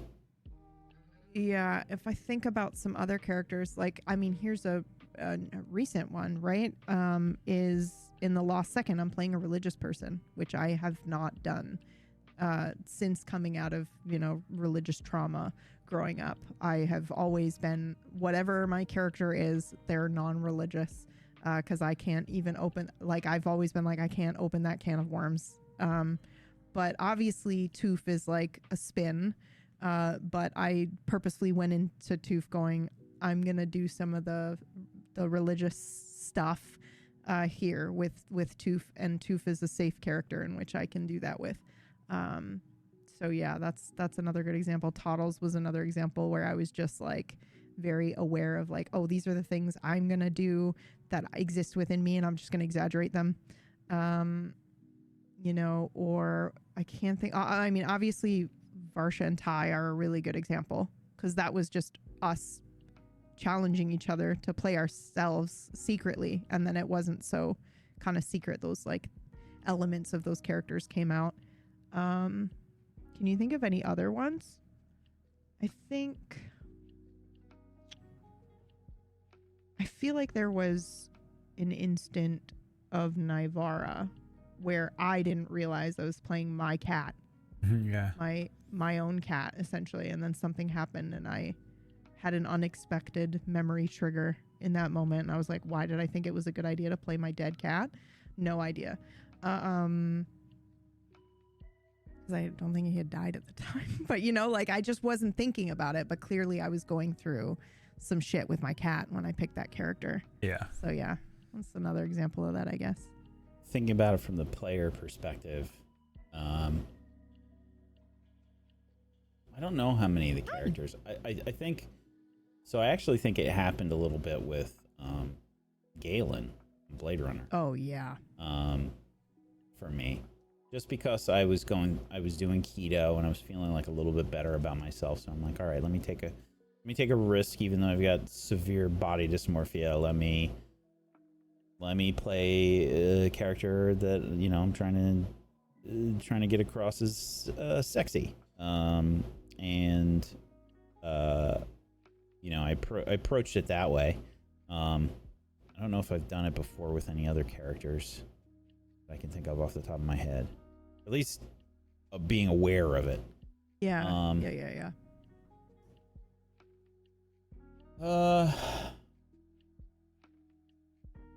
When did I start Facade? Facade was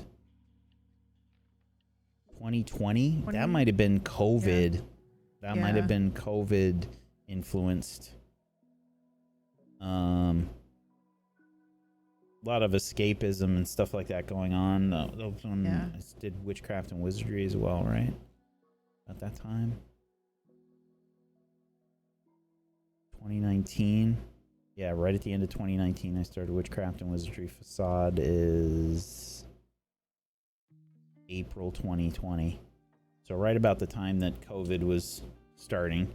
Kind of two polar opposite shows, but I think that those were heavily influenced by what was going on with COVID. And the Facade one was the dark timeline, following that, and just like everything's even worse. And then witchcraft and wizardry was just straight up, I need an escape. I want to go to a place where, stuff is magical and, silly and, it seems like there's hope for the future. So let's do that. So I think those shows were probably pretty heavily influenced by what was going on at the time. But I don't know about like any characters. Can you think of any characters or anything that you made, Brad, that were like really influenced by what you were going through at the time?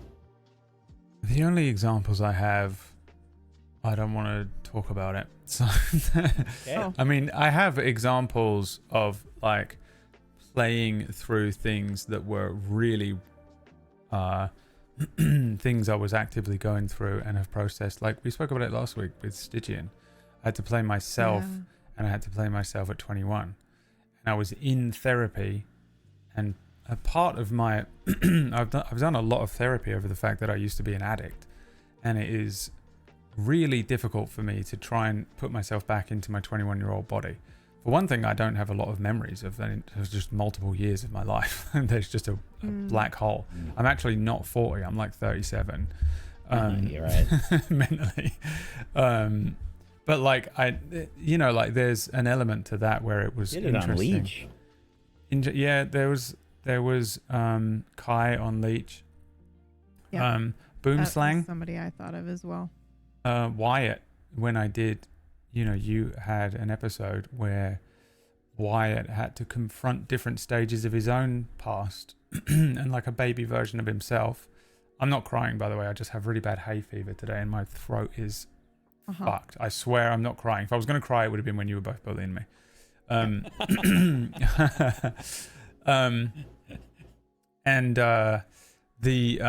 So there was a point with Wyatt where I had to talk to my younger self, and it was something that I was also doing in therapy, because I was doing a lot of EMDR therapy at that point. So I was doing a lot of this kind of thing in therapy where they have you communicate with the different versions of yourself, whether it be age or different versions of yourself that you created that were like for example, I have like anxiety or something like that, and it's a defense mechanism, and it was useful at some point when I was a child, and then later on is not useful, and you have to kind of sit there and be like, thank you, but I don't need you right now. You have that kind of conversation with these different parts of yourself. And we did that and explored that through my character, which was a bit of a self-insert with Boomslang. It was one of the first times I think I did that properly.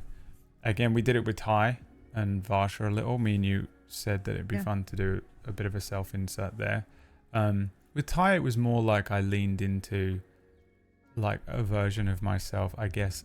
I imagined Ty a little bit like, what if I hadn't moved into like creativity, and what if I had followed a similar path to my own dad? My dad was a fucking interesting. He was very Ty-like. He was out there fighting every weekend and like stealing shit. He's just a piece of shit. He's out there like he's just an absolute, like, he's from a Guy Ritchie movie. You know what I mean? Like he's that kind of a character. And I think there's a version of a sliding doors divergent path where I potentially went down a bit more of a that kind of a classic ruffian route. I would have been picked up by some sort of Fagin type character and taught how to pickpocket. And so Ty was a sort of a version of myself that I thought it might be interesting to explore if I leaned into the side of myself that was like anti-establishment to the point where he was basically a kind of an eco-terrorist, but just basically a terrorist. Like, it was a tyrannical regime that we were taking down, but like he's part of a cell of people that are nothing stops them. Like, it doesn't matter what you do, take this emperor down. And there's a bit of me that's like that, where like there's a little radical part of me, you know, and it was just sort of an exploration of like that, and also being brought up in like London. There's lots of knife crime, so I made him like a knife sword wielding expert, but he didn't like it, which is why eventually he says, I don't want to hurt people like that anymore. I don't want to cut people. That's how they taught me and turned me into a weapon. These are all of the toxic masculine traits that were installed in me. I'm going to reject those when I was young, which is exactly how it feels for me a lot of the time. I feel all of this poison in my personality that was placed there by all of these horrible, toxic, masculine individuals in my life. I had a conversation with my mum yesterday about this, and she was like, man, there were no good men in your life to influence you. And, you know, we were talking about it. She was like, it's just horrible. Like, you had all of your uncles, your dad, your granddad, like all these people. She was listing off all these people. She was like, no men in your life were good influences. You know, she said I had like two people who were like interesting. I had an uncle who's like a medium, you know, but like, he's not like, I don't know, he wasn't a good, like, he wasn't around in that way that all these other men were. And then I had like my mum's first boyfriend after she got out of that relationship was kind of a fun guy. He was into games and racing and stuff. He gave me a copy of Final Fantasy VII. How crazy is that? But he was kind of like a big brother. Do you know what I mean? It was like a big brother energy. And so I think Ty was me. Your friend. He was a bit like that, yeah. But I think it was just like that. He was just very chill. I think the reason it didn't work out between him and my mum is he was quite like childish. You know, he like wasn't good with a lot of like adult things like finances, you know, like he was in debt, that kind of thing. Anyway. What's that like? Yeah. TMI on my mum's relationships when I was 15, 16. But yeah, so Ty was, I think, an exploration of that for me. For a good chunk of that campaign was just like, you know, a bit of a like what I could have been and the type of person I could have been and could have easily become if I'd leaned into that side of my like family and upbringing a little bit. And then also just how it feels to have to try and unwire that kind of stuff when you're a man, you know, and you're trying to move through the world in a way where you know you're different on the inside, but you've no resources or influences around you to be able to really know what that is or accept what it is, you know, or learn, or even just be like, you know, I like painting. I couldn't even, you know, I would have been beaten up. You know, my dad would have been like, no, you're into football. You know, like that's it. Yeah. And this is like, Ty has this guy who's like, no, you're going to kill the emperor. You're just going to learn, start practicing with your swords. So I think it was a little bit of that exploration through there. So that one was a pretty on the head example, I think. I think for me, Varsha was because I do. But it was on purpose. That was the difference, right? I mean, this is the thing with that. Yeah. That was one that was fully. I knew what I was doing, kinda. Yeah, and it was like, let's see where this goes, because I'm not afraid of that side of myself. I feel like the ones that come out unconsciously are parts of myself that I'm either not aware of or I'm actually kind of afraid of confronting, and then you process it subconsciously through play or through your own writing or through some sort of exploration in this way, and that is really interesting. I think it's easier to identify for me personally. Like, obviously I can look at Gone and know exactly where I was when I was working on that, which is one specific example, and then the rest of the shows are kind of, I think as a GM, I'd have to really sit down and look at the events in my life and then look at the episodes and then go, oh, I see, you know, to actually be able to see if there was influence. But characters specifically, I can look at those and go, oh, yes, I know which elements of myself, you know, particularly the trickier elements of myself that I've put into this character or that character. And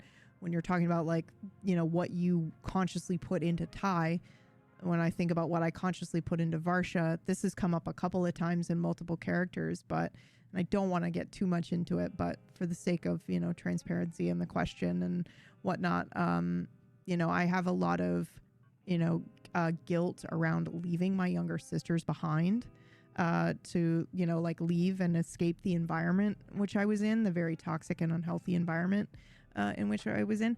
I do think personally, the only way I could have done that and survive, I'm not kidding, I'm not being, hyperbolic. The only way I could have survived that is by leaving and removing myself from that environment. But I still have an insane amount of guilt around the act of, leaving and leaving them behind.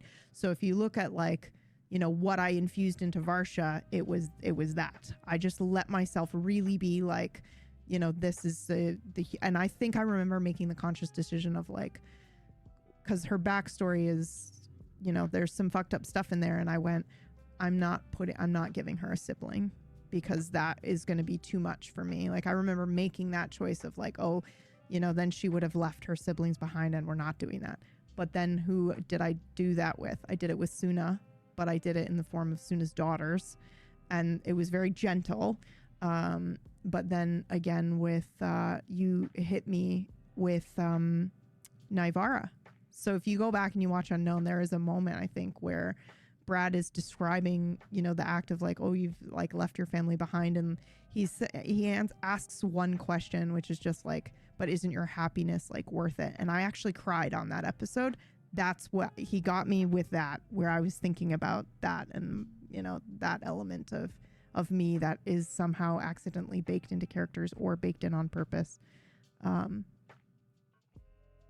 Anyway, I just realized what's happened, and I would like to stop talking about personal stuff right now. Thank you so much. Wait, why did you let me keep speaking? I want you to continue speaking now. Yeah. This is a podcast. Why would we do that? I was trying when you were talking about both of your characters from Spellwind, I was trying to think about Smith and where his journey went, and I feel I don't know if it was super influenced by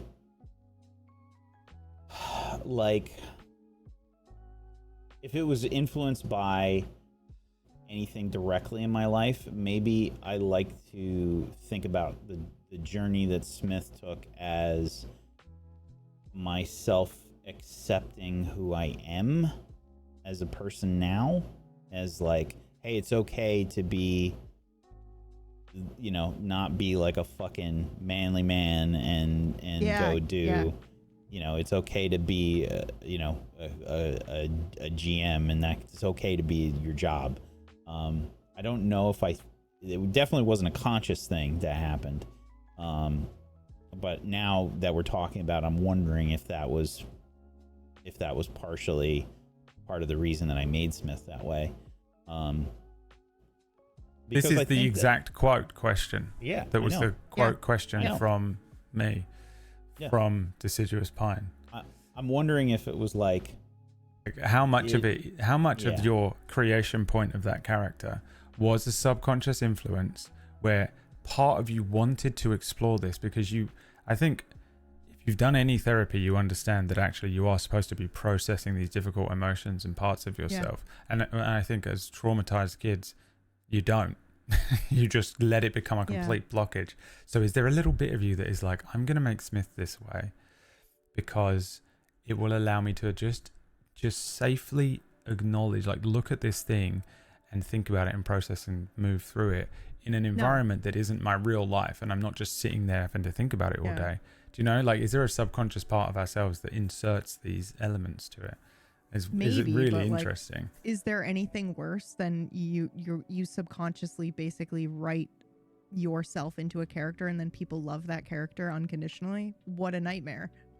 What an actual nightmare. But I love what? I love a lot of the thing is, flaws at the forefront, and people like the character. They love it though. People love flaws. People love to just sit and laugh at someone who has made a fool of themselves. Mm-hmm. Yeah. Because it allows you, it humanizes them.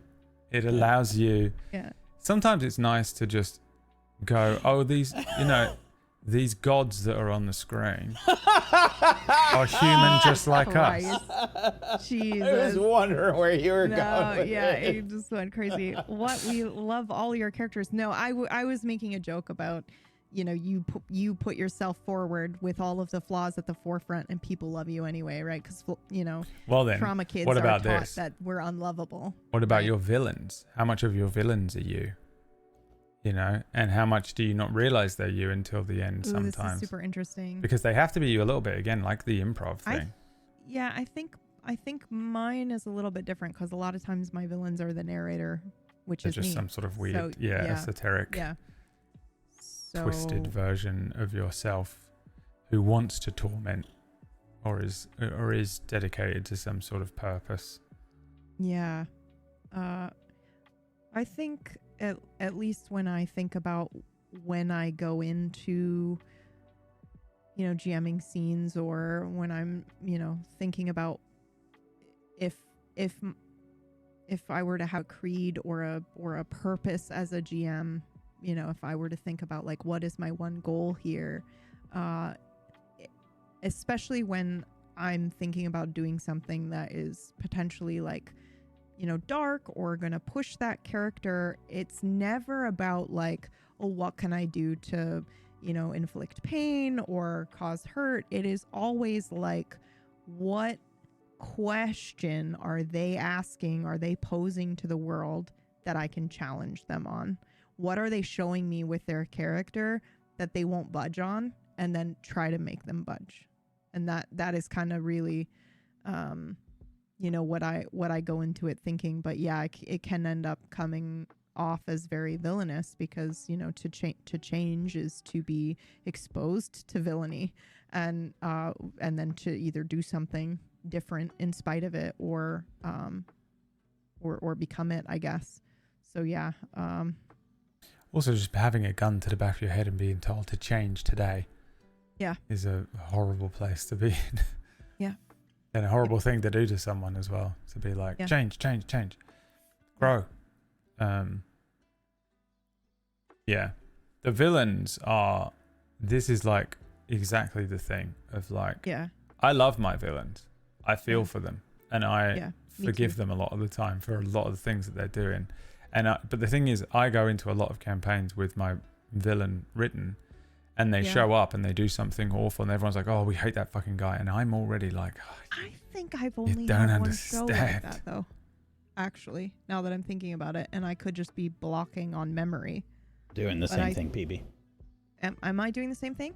No, I said I'm doing the same thing. Yeah. Just trying to think about, like, is there a show where I had a pre-plot out villain, and I did Blade Runner, and she was absolute, like, I actually had to sit down and go, I need to make her, very similar to me in some ways, so that I can understand why she's doing what she's doing. Like, what does it take to twist a person where this is okay in their mindset, and they actually believe they're doing the right thing and whatnot. And I've tried so many times to just make a Kefka Blade Runner just I can't really just a crazy person who's doing it just to be spiteful and awful. The Joker is a fucking horrible character. I'll say it. The Joker's a fucking horrible character. Oh, let's just go for all of the major fandoms this time around. Yeah, let's just do that. Look, no, I'm fully on the Batman is overrated thing. But the point of the Joker is that he is the antithesis to Batman. Like the idea that the Joker isn't even real, he's just in Batman's head, is the best version of the Joker. It's the best version.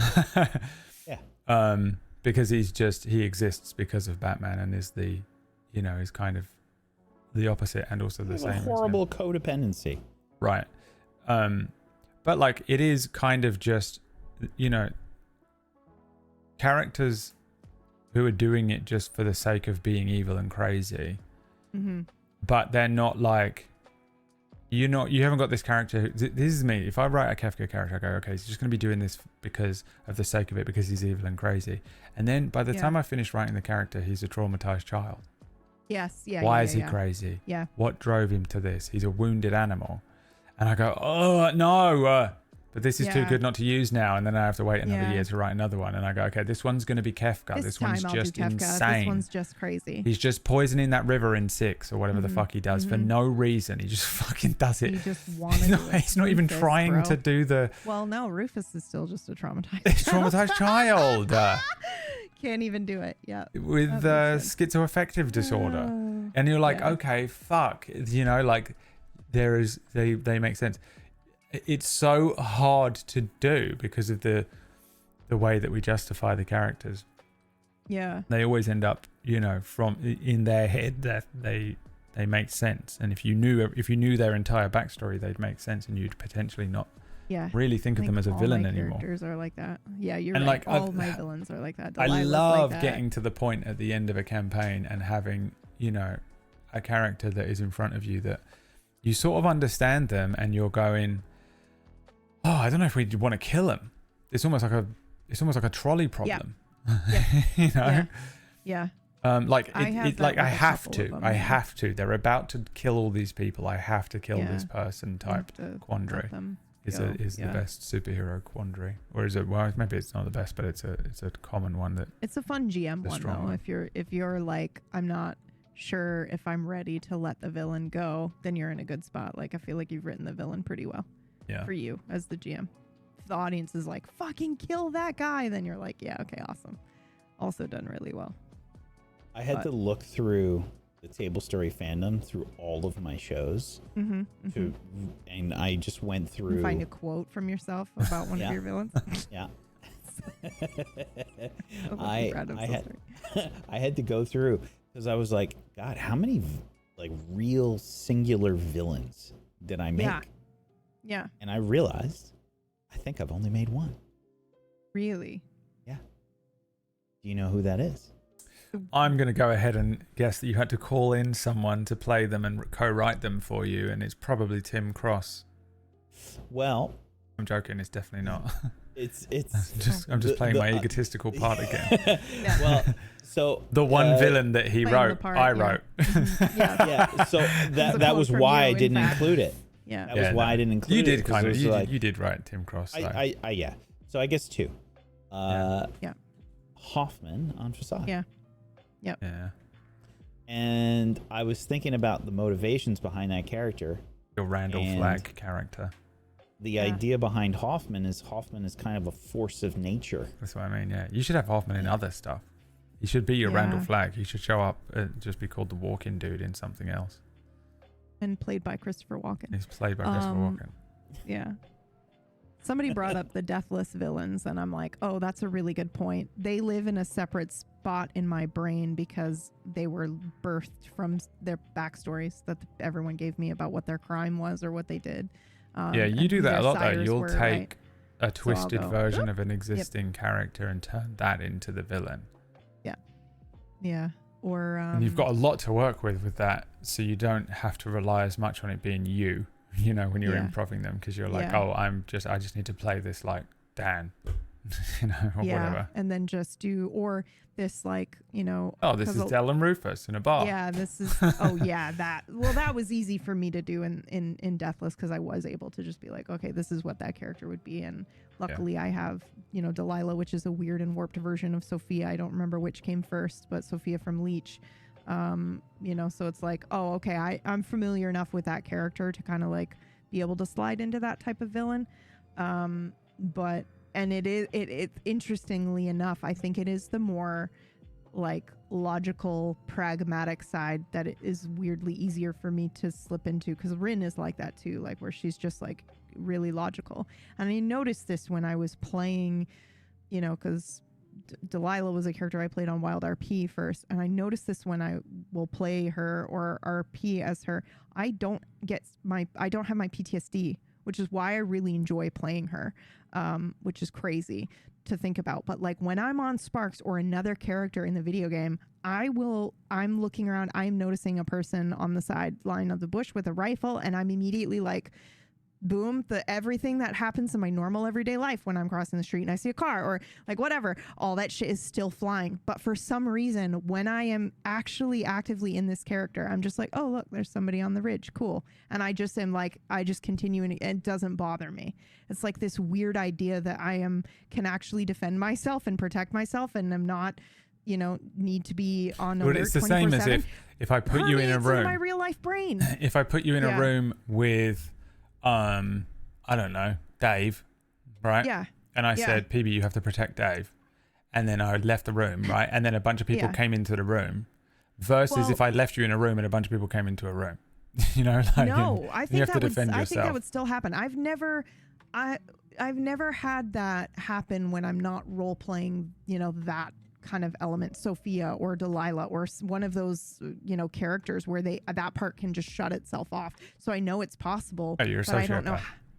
I don't know how to. You're a sociopath. We just need to figure out how to harness it. How to actually, do it. Yeah. You're a silo. Turn it on. Yeah. Because if you put me in the room with Dave, you're Siler, and we have to figure out. You need to start fucking building watches. Yeah. Whatever the fuck he was up to in that show. Yeah. You are if we can harness that power, we can make Tablestory into a trillionaire company. Oh my god. I don't know. If you put me in a room with Dave and you told me to protect Dave, I'd be on high alert. People would. I think you protect him because I've seen you do it. That's different, though. I've seen you protect people. I know, but I get calm and quiet because it's like. And then later on, you're like, my shit is so good. And whereas that doesn't happen when I'm role playing Sophia. There is an element of that character that just feels like I'm a fucking vampire. Like, yes, something can come out and kill me, but I'm very well protected versus the normal. And even you've reframed it so strongly in your brain that it's so crazy to me. Yeah. Reframing. It's wild. It's like fucking, if I could just live 1%. Do you have any true villains? Like Whack has one that you've written. I mean, what do you fully mean by evil, true fully villain? they're just unredeemable, unjustifiable. Oh yeah, I think the character in Blade Runner is pretty up there. I think some of the characters in Deathless are pretty up there. The shit that they were doing, like if you look at what they did, and how they justified it in their brains, the Deathless ones are pretty fucked up. But I don't feel like I can take credit for writing them because I twisted somebody else's backstory to make it like, That's why I didn't do it for like Identity Crisis and stuff, because Dan basically made the villain for Identity Crisis. Yeah. So I didn't. Yeah, exactly. Yeah. So I would consider, I know she was a playable character, but I would consider Sophia a villain. I would consider almost all the vampires in Leech to be villains. Connie, I don't think was a villain. I think she had like a good, she had a good heart there that she wanted to act on. She was like an activist. Sophia was not. So, like I can think of like that or, but no, I don't think I have actively set out and written a villain that I didn't end up handing over and allowing someone else to do. Because originally in Nocturne, when I had written that villain, somebody came in and ended up playing that villain, sort of. And that was good, and I'm fine with that. And I'm just trying to think of any other shows. I may need some help because I can't think of any other than Blade Runner, where I was like, oh, this is some fucked up shit, and I need to actually sit down and think about this person and how I can get into this brain. But no, she was terrible. Sock terrible Puppet person. on Sock Puppet was just me, Whack, but that's so sweet of you. Mm-hmm. You called. Sock Puppet number one villain. Yeah. I guess I need to run a show with a fucking villain. A super villain. It's tough, isn't it? It's tough to write one in. I think I know what villain I would do, though. I think I know. Oh, what am I talking about? The current show. I have done that. Yes. the show current that we show. have a trailer for. No. I mean the show that we're gonna run next week. Oh, this. What am I talking about? Yeah, I have a villain for that. Okay. All right. Yeah. What's the name of the show? This. Yeah, but what's the name of the show? Right. It's just If only we this, could hit as on quoted top by goal Brad. today. Maybe we'd find out what that means, what it's all about. I think I've only ever Instead. written one villain as well, and it was Deivaki. I just made it's God. What? No. Deivaki? I mean, yes, but also, what are you talking about? Death Singer was an incredible villain. No, He no. based You wrote Death Singer. Death Singer, yeah, no, but also Death Singer. What? No, Is I it- didn't. Death Singer was a Did I? person. Death Singer was a person that was traumatized as well. This is love what I mean. him I mean, so just much. like fully, There's something wrong with me. fully, just like irredeemable. What? Irredeemable, like not justified. Oh, They're you're not saying like. you're saying Deivaki is irredeemable. Yeah, like they're not Not like a that- okay. traumatized So, like, person get that away became from that the eventually you could go like, oh, I feel bad for them. It's Yeah, just oh, like you're okay, like just fuck straight this, villain. fully fuck this person, Yeah. chop their head off. I can only think of one, and it's probably Deivaki, just because it's just Yeah, it's God that won't give up his godhood and is just desperate to hold on to power. That's all it cares about is just an entrenched power structure. It's the patriarchy. You know what I mean? Like it's just that kind of thing. Yeah, It's just yeah. this entrenched power that is corrupt. The power corrupts phrase, you know, and how Yeah. more power you get, the more corrupt you become. So Yeah. it's just this thing that represents that and is essentially just an all-powerful being because of it. And Yeah. like, fuck that thing, you know, like there's not a part of me that is like, oh, you know, I could twist your ear and be like, oh, don't hurt him. He's just a boy, you know? Yeah, I don't. Deep down, he's just a traumatized boy. It's like, no, it's a horrible God being that for sure that didn't relinquish its power when it needed to. Because it's a piece of shit. And it is the representation of all CEOs and politicians on the Yeah, I planet. was gonna say my character in Blade Runner was essentially like a, Like, you know, it's kind of just like a CEO. CEO, So, yeah. kill him. Fuck you 'em. know, like, What you about fuck- Mordriel? No. Again, Mordriel is just that he can't help it. He can't help it. You know, he can't help what he is. Force of nature. It's forced out. Yeah. It's like being. It's like calling death a villain. If you know, it's like saying the Grim Reaper who has to take you I'm over. just doing my job. Yeah. It's just like, is it a villain? No, it's just, you know. And also, Mordriel comes from a different fucking world where the physics and the whole thing was different, and was just part of this horrible war. You know, Mordriel was just a child of war. Started. Yeah. Mordriel was just like a little, like, he didn't have any strength. He wasn't a warrior. Yeah. And was just the last thing that lived. But all Then that happens is yeah. anything near him dies. You know, it doesn't. Yeah. Even though by the end of it he is twisted by it and is like, I just want to be free of this. You know, Yeah. there's a game called Expedition 33 that has a similar ending. Yeah. And You know what Mordriel else is a just similar tired, ending to man. Expedition 33. Mordriel is tired. I should have had Mordriel say that, because then I would have played Expedition 33 and been like, fucking fuck. Yeah. I fucking did it. The thing that we were talking about earlier on.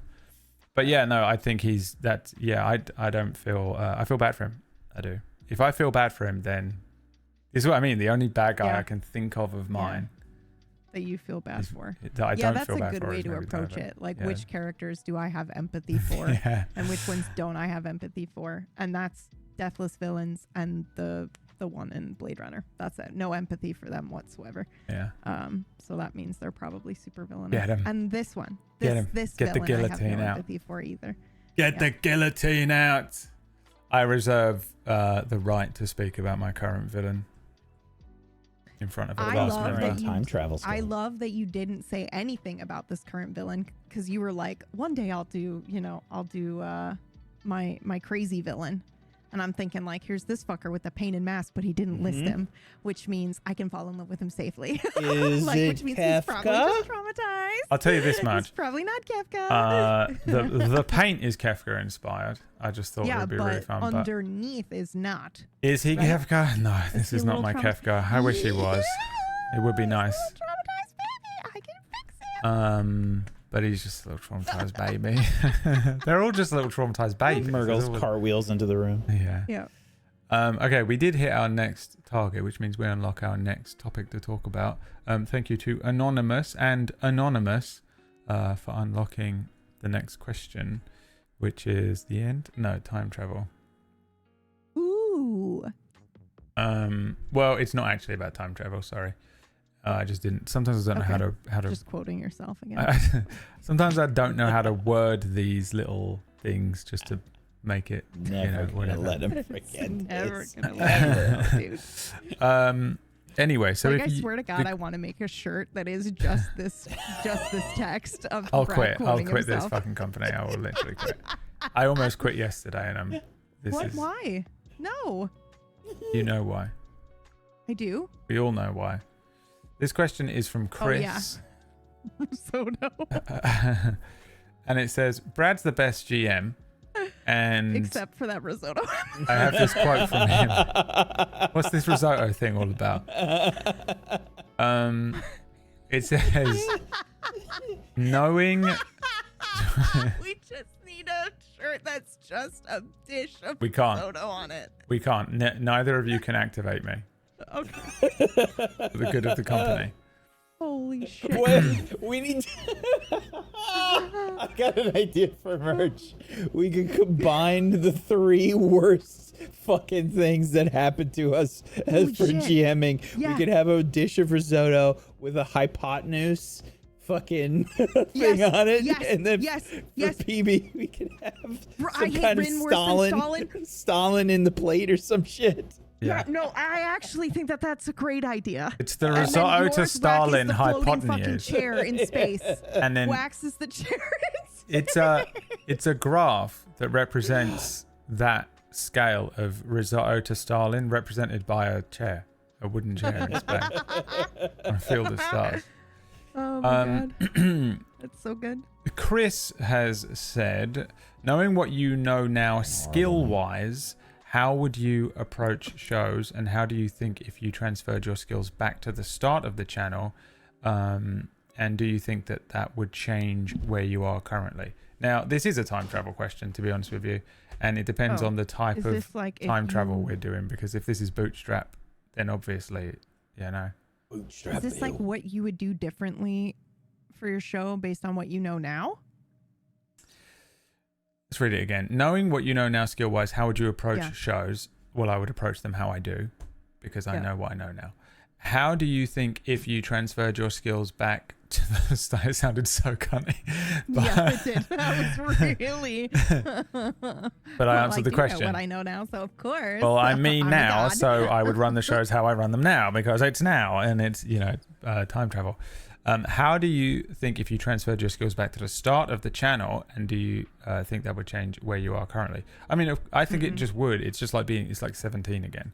If my brain went back into my 17-year-old body, I would rule the fucking world, because you'd just be so powerful, because you'd be a 40-year-old in a 17-year-old body, and so you would just be able to apply everything you know to just everything you want to achieve. I would apply. I mean, it depends on what. I guess if you're 17 but it's 2026, it would be slightly different. If I'm 17 and I know everything I know now, I'm just going to start playing and placing bets and shit. Insane stuff happening. But in terms of like just bringing the sports atlas back. Approaching Back in time. my shows. I mean, this is how I approach shows anyway. It really is. Like, The Lost Second is me culminating everything I learned in Rota, Cura, and SideQuest into a show. And I'm not really doing anything crazy with The Lost Second. I'm just applying everything I've learned actively. Genuinely, I looked at everything I learned and then applied it. And that's been The Lost Second so far. And me and people were talking about this the other day, like how... the next thing I run is probably going to be really weird and experimental, because I've banked what I've learned by running The Lost Second. I've put that in the bank. I got it, and I'll go and do some weird shit next. So that would probably be what I would do if I went back and ran. What was the first thing I ran on Tablestory? Dustveil. So I would probably just do that. I mean, it would be the same thing. I would run Dustveil the way I'm running the Lost Second, honestly, you know, and then I would continue to learn. So then I would just get another 10 years of GMing for free. So I would imagine that it would change where I'm at currently, and that I would have however I GM in 10 years from now, I would get now, if I could give what I have now to me 10 years ago. Yeah. It's just experience. It's you're racking up levels. Yeah. It's in terms of specifics. Every regressor story. In terms of specifics, it's endless. It's an endless list of things that I'm just like improving on, I think. Because again, it's just, you just get better at it. If you do something every fucking day, you get better at it. No matter what it is. If anybody's like wondering like how we got good at GMing, practice. Yeah, we weren't good at it at the beginning. We were. My first thing that I did was fucking horrible. Had a few good ideas, but the execution was fucking super garbage. I fucking broke the entire game by giving them way too many items, and then they TPK'd, and I'm sure I handled it horribly. I'm sure they fucking hated it. You know what I mean? Like, there's so many things like that where I'm like, God, I probably didn't give a fuck. I probably just killed them all. And they, was just really mean about it. I don't know. Now I'm really conscientious of it, I think, for the most part. So, like, there's a lot of things. Safety tools. And I didn't even consider it. I just was like, I'll be your GM and I'll run whatever the fuck I want in my head. And it was it. I didn't really think about much more than that. I've got this fucking cult survivor showing up and I was like, let's do a cult storyline. To be fair, I did the same thing. I didn't even know it existed. I didn't understand. Yeah. There's an element of it which is just that you're naturally not a piece of shit. So you're obviously not going to be just like outright running something incredibly triggering, based on just general world knowledge. But there's an element of responsibility as a GM that I don't think I considered at first, because I was too busy like learning the rules and like watching other GMs and like, just writing my little story, and not taking into account lots of other things, just lots of stuff, production shit, music, all that kind of stuff. And we just slowly built all of that up to now. So now I take in, we spoke about this last week, really. All that stuff we spoke about last week, the things we do in session zeros and the prep leading up to it, the characters, the backstories, how we integrate that stuff into it, how you would consider that, how you consider people's lines and veils, all of that shit is just like second nature now. You're just like, yeah, we'll do that, we'll do that, we'll do this, we'll do this. That's part of this, that's part of that. A beginning process. Whereas my process at the beginning was, you know what, I like that Stephen King book and I like Final Fantasy. I'm going to combine them and try and traumatize my players. I shall make Stephen Fantasy. I'm going to write Stephen Fantasy. Yeah. My new character. Tune into Wayward tomorrow. You're welcome. Stephen Fantasy. It's such a Brad. My first, my GTA character was called Stephen Pterodactyl. Yeah. And Pony taught me how to play on a server. Yeah. So yeah, I mean, that's my first initial thought about the whole thing. If you have any other thoughts. Whack, do you? Yeah, I mean, the regressor thing is a really common, I don't know, genre, I guess, these days with a lot of like manhwa, especially. There are so many regressor stories. And that's kind of where it just falls in. Like, hey, would you like to double your experience doing the thing that you love to do? Well, yeah, of course, everybody does. I wouldn't. The thing, you wouldn't. I wouldn't. Interesting. Nope. I think, and I don't know, I'm sure this is maybe a window into my current psyche state more so than I am comfortable with, but I think that in some ways I have felt like I have discovered the bounds and the limitations of what I can do. Like Brad's the reverse. He's like, I'm going to do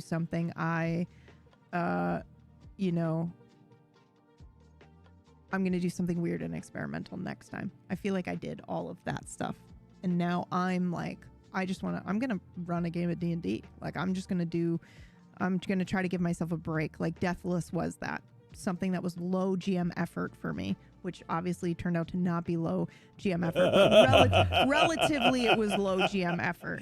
I love that you think you could do that. Yeah.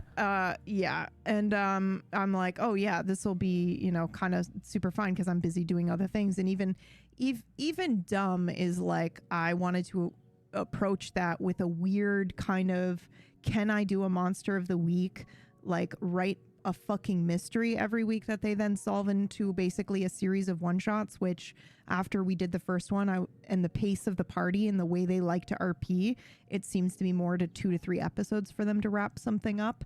So I'm still writing basically a new mystery relatively frequently, which is a lot of work, but you know, it's, you know, that's a weird format I wanted to try.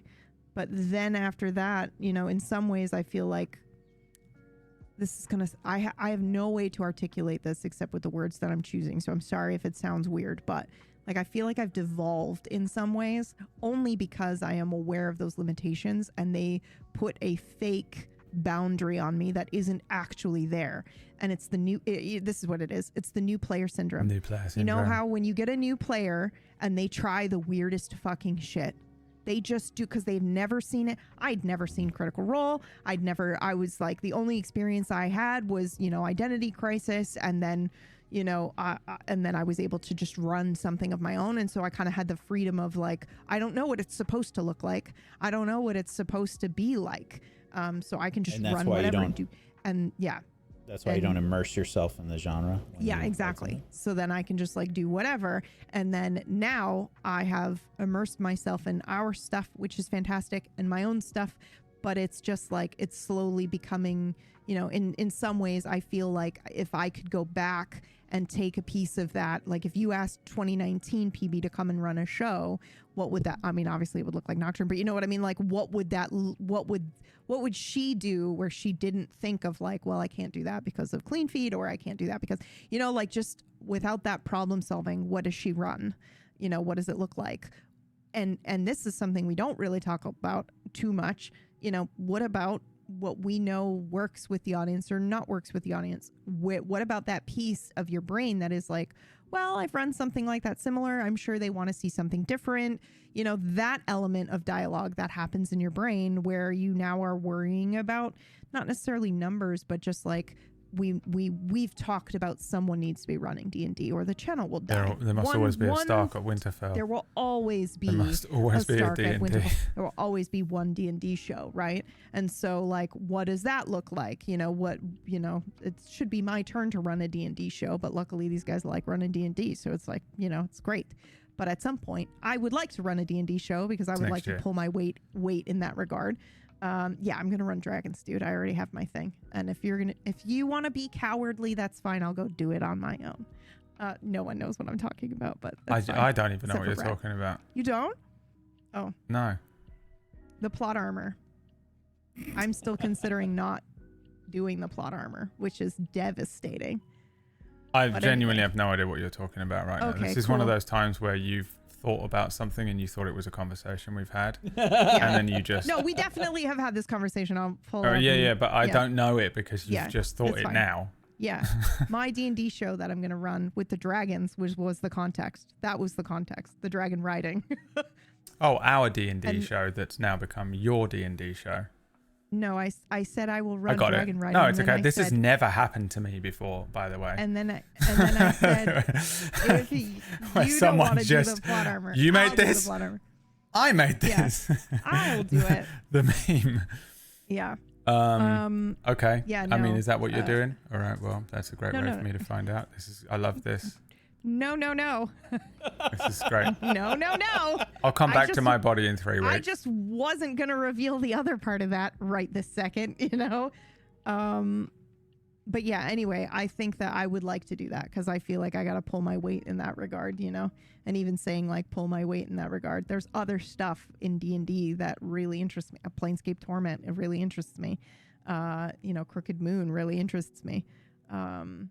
So there's stuff I would like to be able to do in that setting. Our own and setting really interests me.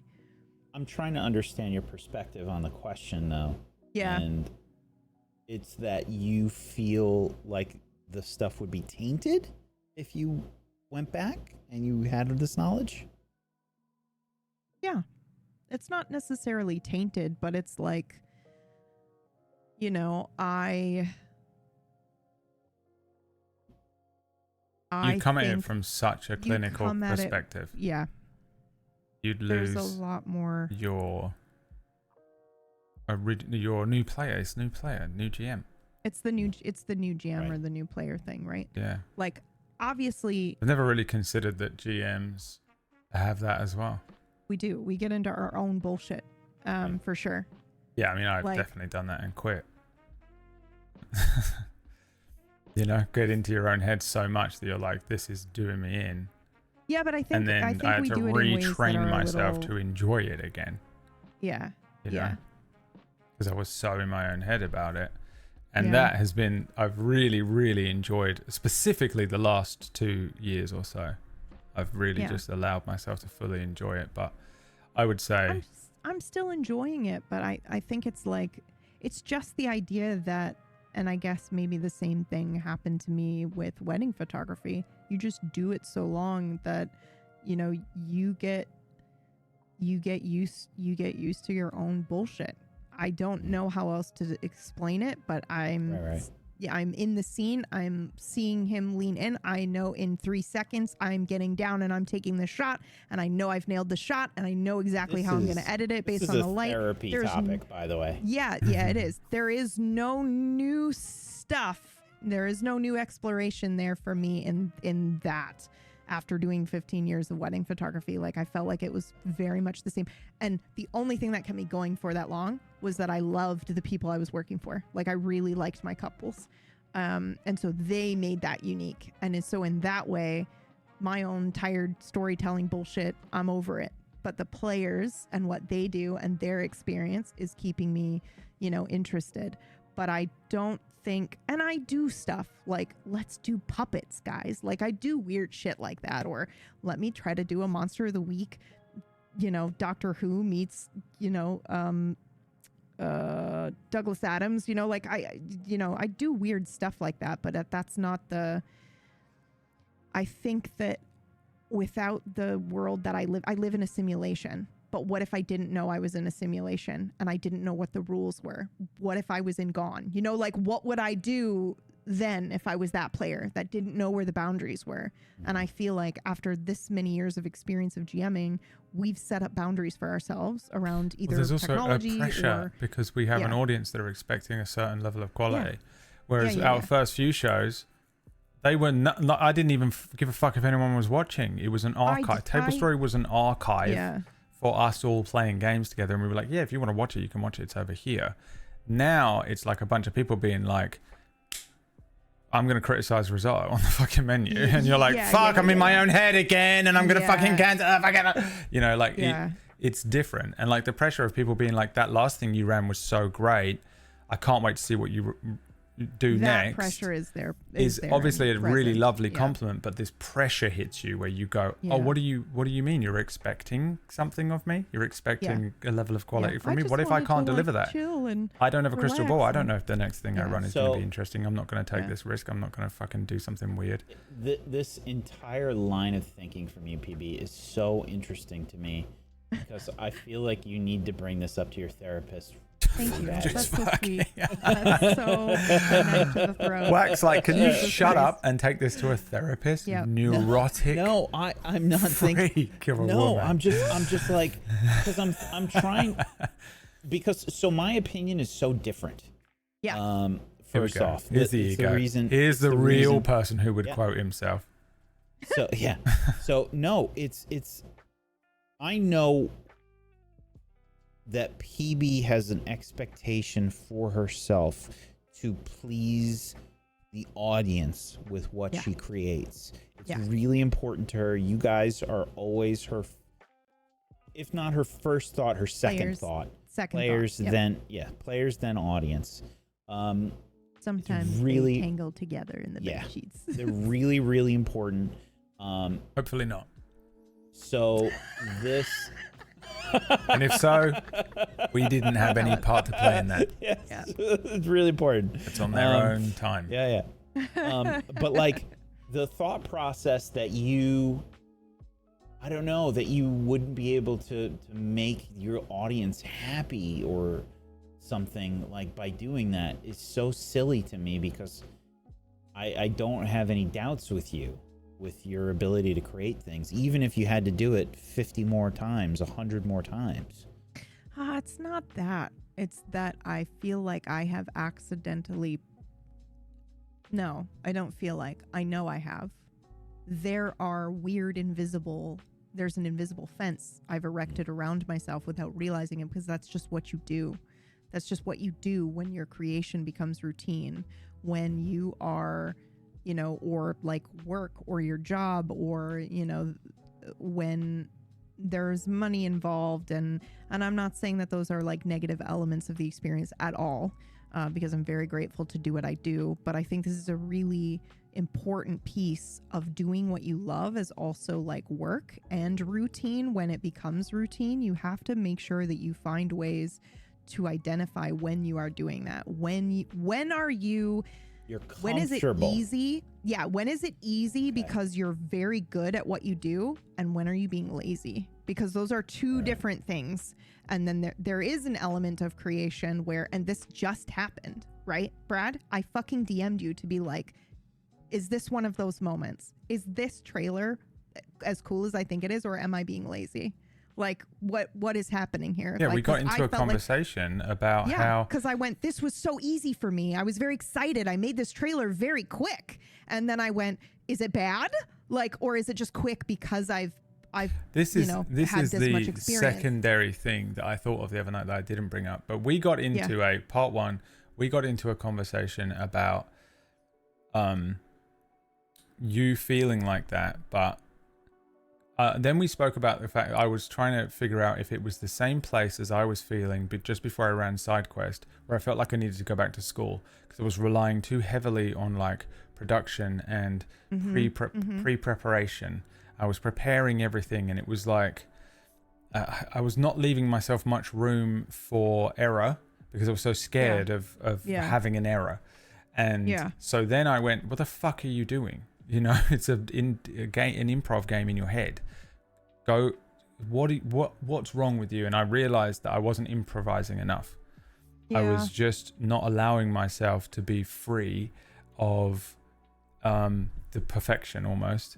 And so I went, the next thing I run is going to be like entirely improvised. I'm really going to rely on just very minimal notes and preparation. And I'm going to try and do something and build something that allows me to just quickly have to rely on, like coming up with it on the spot. And so then I ran SideQuest, and I'm really glad I did. And I think I don't know if I have the routine thing as you, like the way you do, because for me, it could just be because I predominantly run D&D. Yeah. And the thing that you mentioned about this trailer that I remember thinking the other night, the problem is you only speak to me when I'm laying in bed falling asleep. And then I know, I'm sorry. And that's so I'm always a 50% of my person that you need to speak to. But one of the things is, if for what you feel like is routine, I feel like is experience.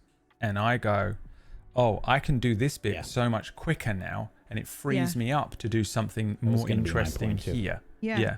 So I agree with you there. I actually think I have thought of an example, a better way to articulate this. Okay. It is going to require some stretchy brain putty for those of you who are unfamiliar with all of us are over 40 now, so we have no neuroplasty. Well, I just think like plasticity left. Video game RP. Here's my example. So you remember when you first got on Wilds or any video game RP, and we had the experience of like, holy shit, anything is possible.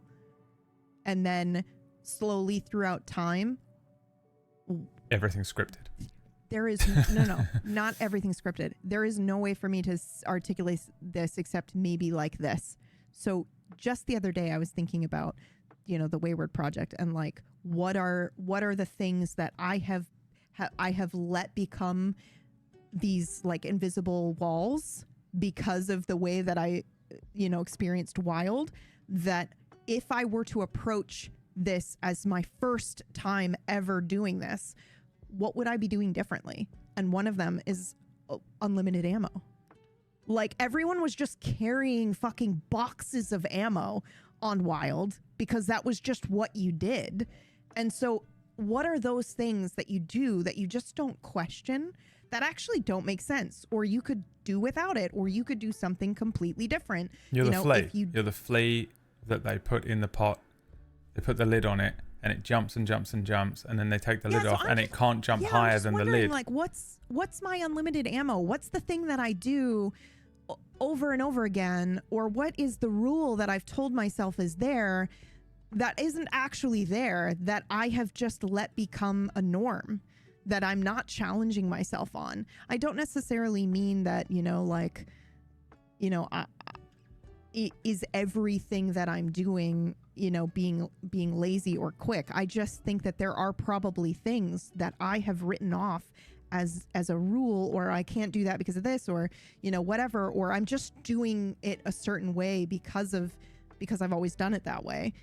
And can I pause and identify that and go, wait a second, I don't actually need, I can do puppets, motherfucker. Like, we don't need cams, that kind of thing.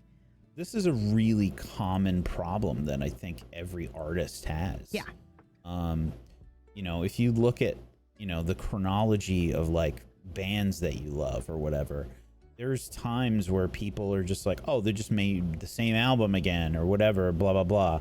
I feel like that's kind of the perspective that you're coming from, where it feels a little bit like that, where it's like, oh, they're not everyone doing wants anything. That band to do the old album. Yeah. Hey, we want to hear, it's the taking Linkin care Park. of business. You're taking care of business. It's the hybrid theory problem. But that's fine. It's not about doing the same thing that you've always done, I guess. It's just more about like, what are the limitations that I've applied to my own creations that I don't even realize are there? What's the invisible guardrails I've given myself by mistake that I didn't mean to do, that have made me lazy in the content creation? Obviously, there is an element of experience has made me faster at identifying what I want, at knowing what music is the right mood, or, all of that stuff. Experience has given me a gift in all of that. But along with that experience comes, I think, invisible guardrails that that's just part of being a creative person that is creating things, whether you're an artist or, whether you're a photographer or a GM or whatever. What are those things that you're kind of just accidentally slipping into your creation process that are that either don't need to be there, or I'll get in my head too much if I think about this. That line of thinking will lead me to quit GMing forever if I stay there. For me, not you. Yeah. For me, all I have to do is just something different than I did last time. I don't mean D&D. I just mean like the way I approach this has to be different, or it has to be a combination of things that I've learned. If I nitpick the little things, man. Yeah, you can sit and nitpick all the little things till you're blue in the face. I mean, I think we've all done it countless times. I think I've gotten to the point where I just love the journey of doing this. So everybody that's involved with any show is important to me, obviously, including the audience, including the players, including myself. But I just love doing this shit, man. Like, same. I don't know if that is important to me, what you're talking about. And this isn't, I'm not trying to say it's not important. I'm just saying. No, bro, I don't sit here and think about this actively. No, I just know that those rails exist. When you ask me a question like, would you take what you know now as a GM and go back and run Nocturne? No, I can tell you I wouldn't. Because I think the PB today would run Nocturne differently, and it would be different. Yeah, it would be different. It would probably be very cool in some very cool ways. There are some things I like from a mechanical, what did I learn? There are some things I would do differently. There were some loose ends that I didn't get to tie up that I then got to tie up later in a different show, which was very cool and very rewarding for me. But like, I just think if you had 2019 PB here and me PB here, you're running two different Nocturne, two very different shows. And that's fine. And that's good. And I like where I am now. I think for me, it is important to acknowledge that those rails probably exist, but I don't sit here and nitpick or try to think about it too much because that will fucking unravel my brain. And I don't want to do that. This is another subconscious thing for me that I figure out, just like I figure out I've processed something that I was going through at the end of the campaign. I go, oh, I'm being too specific and perfectionist over this, like the sound or the adventure, and I'm trying to build everything in a very specific way, and it's stressing me out, and therefore I hit wax point to where I'm like, do I still enjoy this? And I check in with myself and I go, no, yes, okay, if I am, great, carry on, you're not doing anything wrong. If I'm not, what is it? Oh, you're stressing yourself out every week about preparing this and making sure everything's perfect. Okay, well then what do I need to change? I need to go back and do this, and then I shift and pivot and adjust. I have clinical OCD though.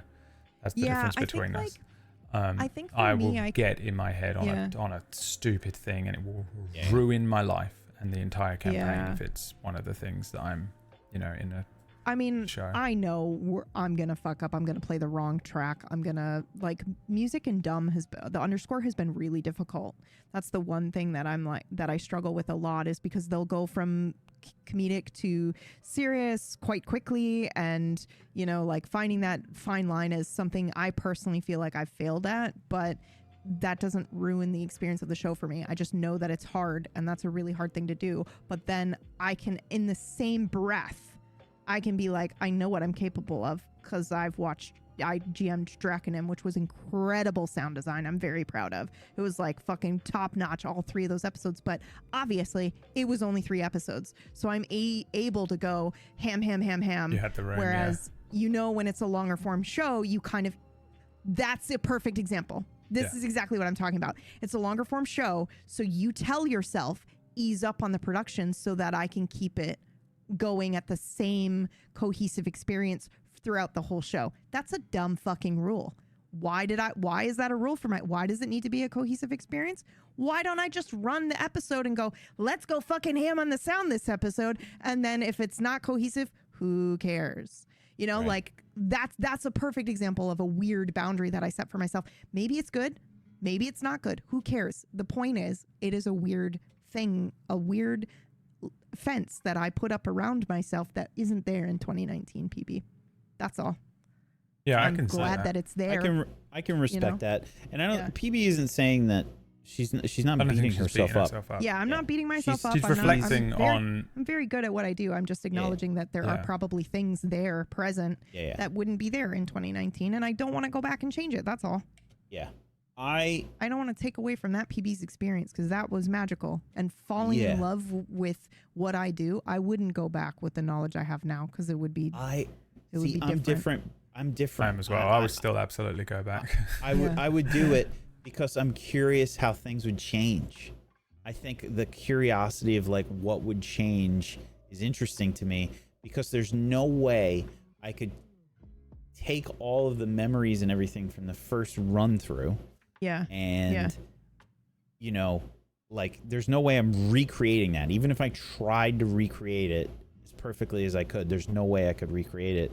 And seeing the different branching timelines would be fun and interesting to me. So I like that avenue. From a perspective of peeking and seeing where it would go, sure.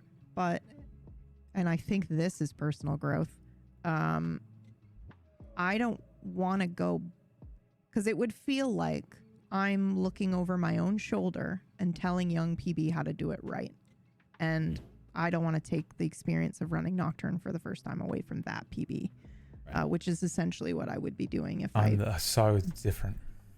I fucking teleported into my brain and so was different. like, here's how you do it. No. BB girl, stop running audio. Stop running the music on roll. So the opposite, dude. I'm so the opposite. It's crazy. Give her some of these tools and let her play with them, sure. But do I want to? Young Brad isn't a different person to me. It's still me. So I want to help my younger self as much as possible.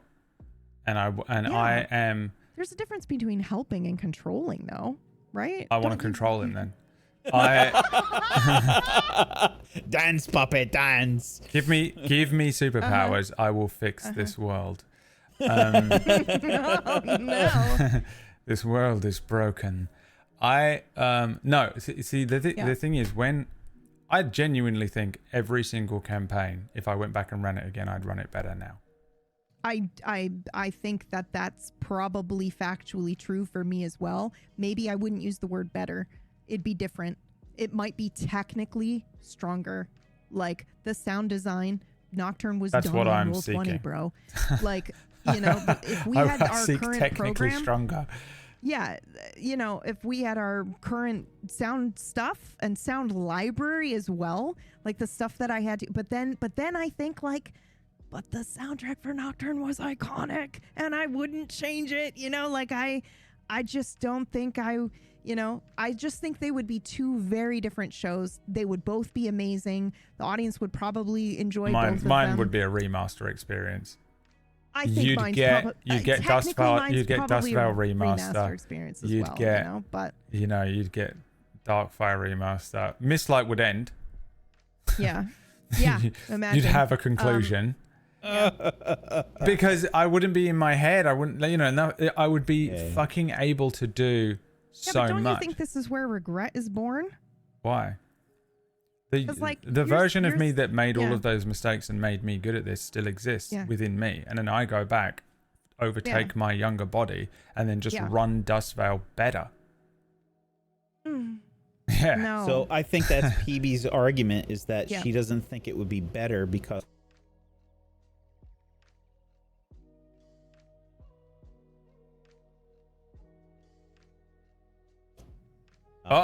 Oh, I Hello? lost the internet for a hot second. I or lost the something internet. Happened. Oh, okay. Someone lost the internet. Yeah. I think it was me. So I Did the said stream go down? no, don't the think stream is so. up. It stuttered for a second. So what I said was that I think PB's point is we might lose the creativity and Magic. experimental nature.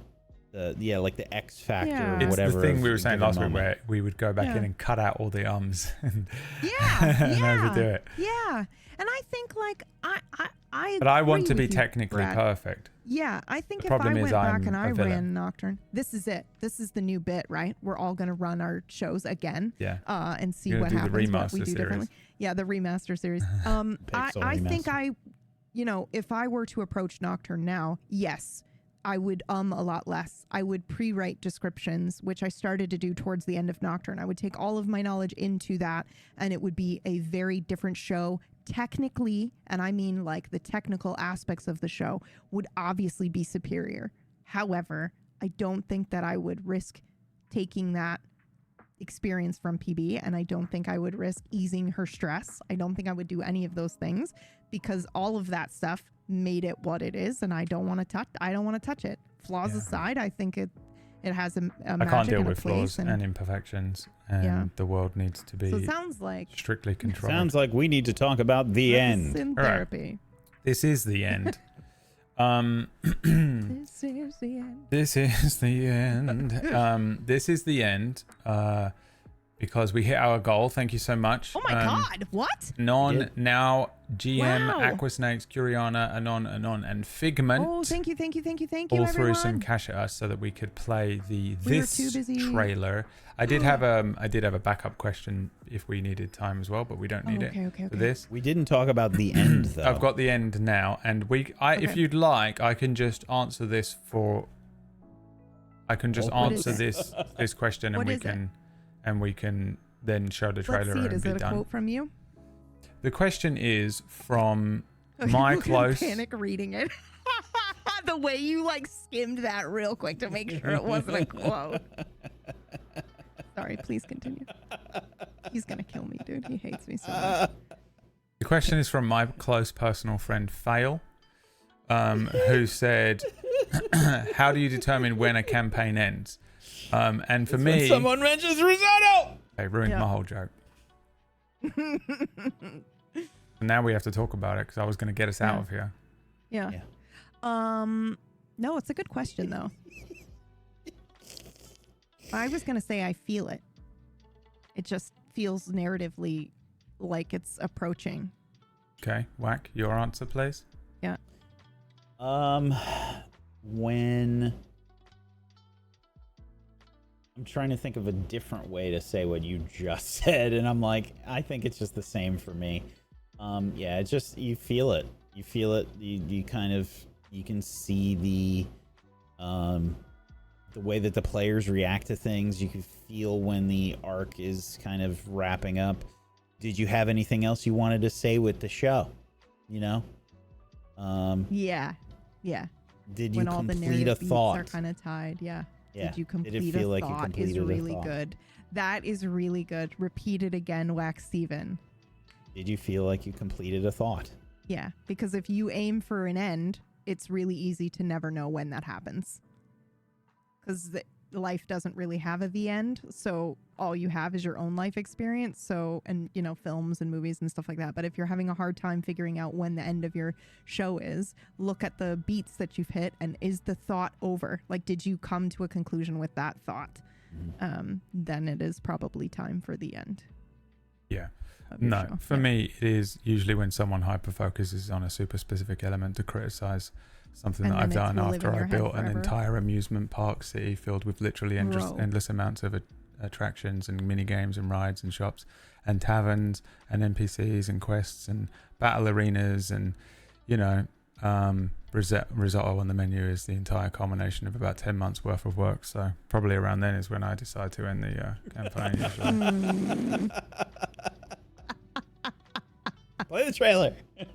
Can we just talk about the fact that do you know it's how impressive it is that the only thing wrong with it is that risotto's on the menu? Do you know how much fucking shit I had to build? Do you know how hard it was? Obama with the fucking tan suit. Fucking Who gives a shit about the tan difficult suit, bro? it was to make Sonnentor. It is so much hard work You know to how, make like, and I sent run. you a 3-minute voice note being like, this is crazy. Like, the fact that you have this and this and all these mini It games was and so blah, difficult. blah, The blah. map I was working on, it took me so long to build, It's and I'm web building all this over again. inside of the rest of the campaign. It's a Yeah, little yeah. fucking, it's It's like a side incredible. quest almost. It's just a completely non-canon part of the show. It's semi-canon.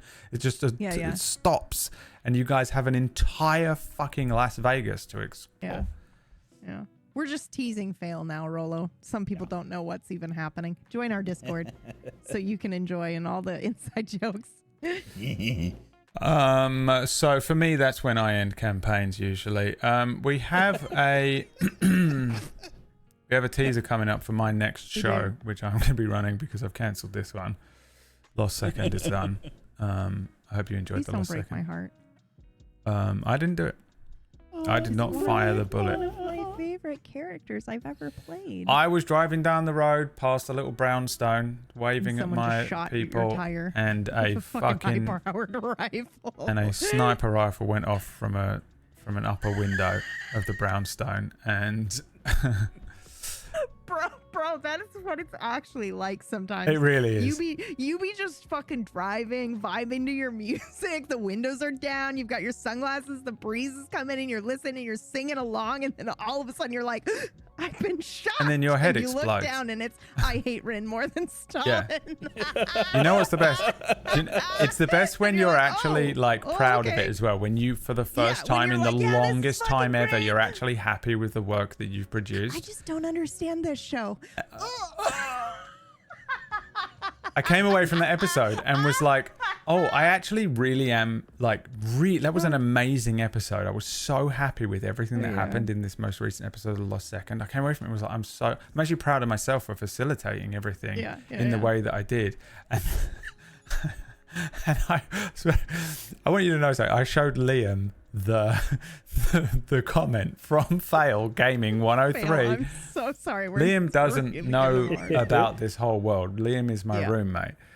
But he has seen my prep for Sonnentor. He's come in and been like, what the fuck is all this? And I'm like, this is not even important to my campaign. Like, this is just, and he's like, that's way too much. And I was like, no, this is actually the most minimum amount of work that I could put in for something of this magnitude. So he's seen it, right? And then I showed him Fail's message. I have never seen him laugh that hard. I've never. So he couldn't breathe. Like, if I could just give you the MP4 of Liam's reaction. Yeah. We were Brack and I halfway earlier through when you X-Men quoted First yourself. Class. Yeah, We stopped for 45 minutes because Liam couldn't get back on with the film. He was laughing so much. So yeah, worst. I genuinely think the worst piece of criticism I've ever had. Okay. Name one. Emma! Where's Emma? I stand by my statement. The way you delivered that. We have a Oh fuck, dude. we have a trailer for this. Mm? Not this. Why did I say that like a fucking anime character? Anyway, it's fine. In my own head about that. You want to go Cool. back in time and redo this? I'm gonna leave Yep. you. Just leave it there. We leave you on silence for the. Mhm. All right, so yeah, we have a trailer. Thank you so much for unlocking the trailer with some cold hard cash. This is the last ever episode of Non-Effort as well. Yeah. We're doing something different. It's not. Don't get too excited. It's pretty much the same thing with a different name. Although I did come up with an idea for another element that we can add to it that I think would be worth doing, and I'll tell you two about it after these messages. Thank you, everyone. Thank you Here's so much. the trailer for this, and we'll see you next week for the first episode of this, which is this trailer, and this Couple is more it. times. You can do it. Yep. Upon the journey of my life, I found myself within a forest. What was this forest but straight toward the pathway had been lost?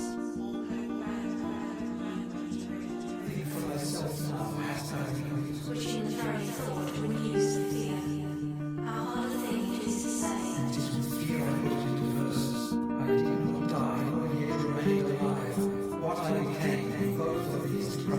Through me, the way is to see certain. With 6 eyes seems weeping, his tears of bloody salve trickled over 3 cheeks. Through me, the way is to eternal. In each mouth I said he was crushing his teeth. Through me, the way might be lost. Thus was causing pain to free.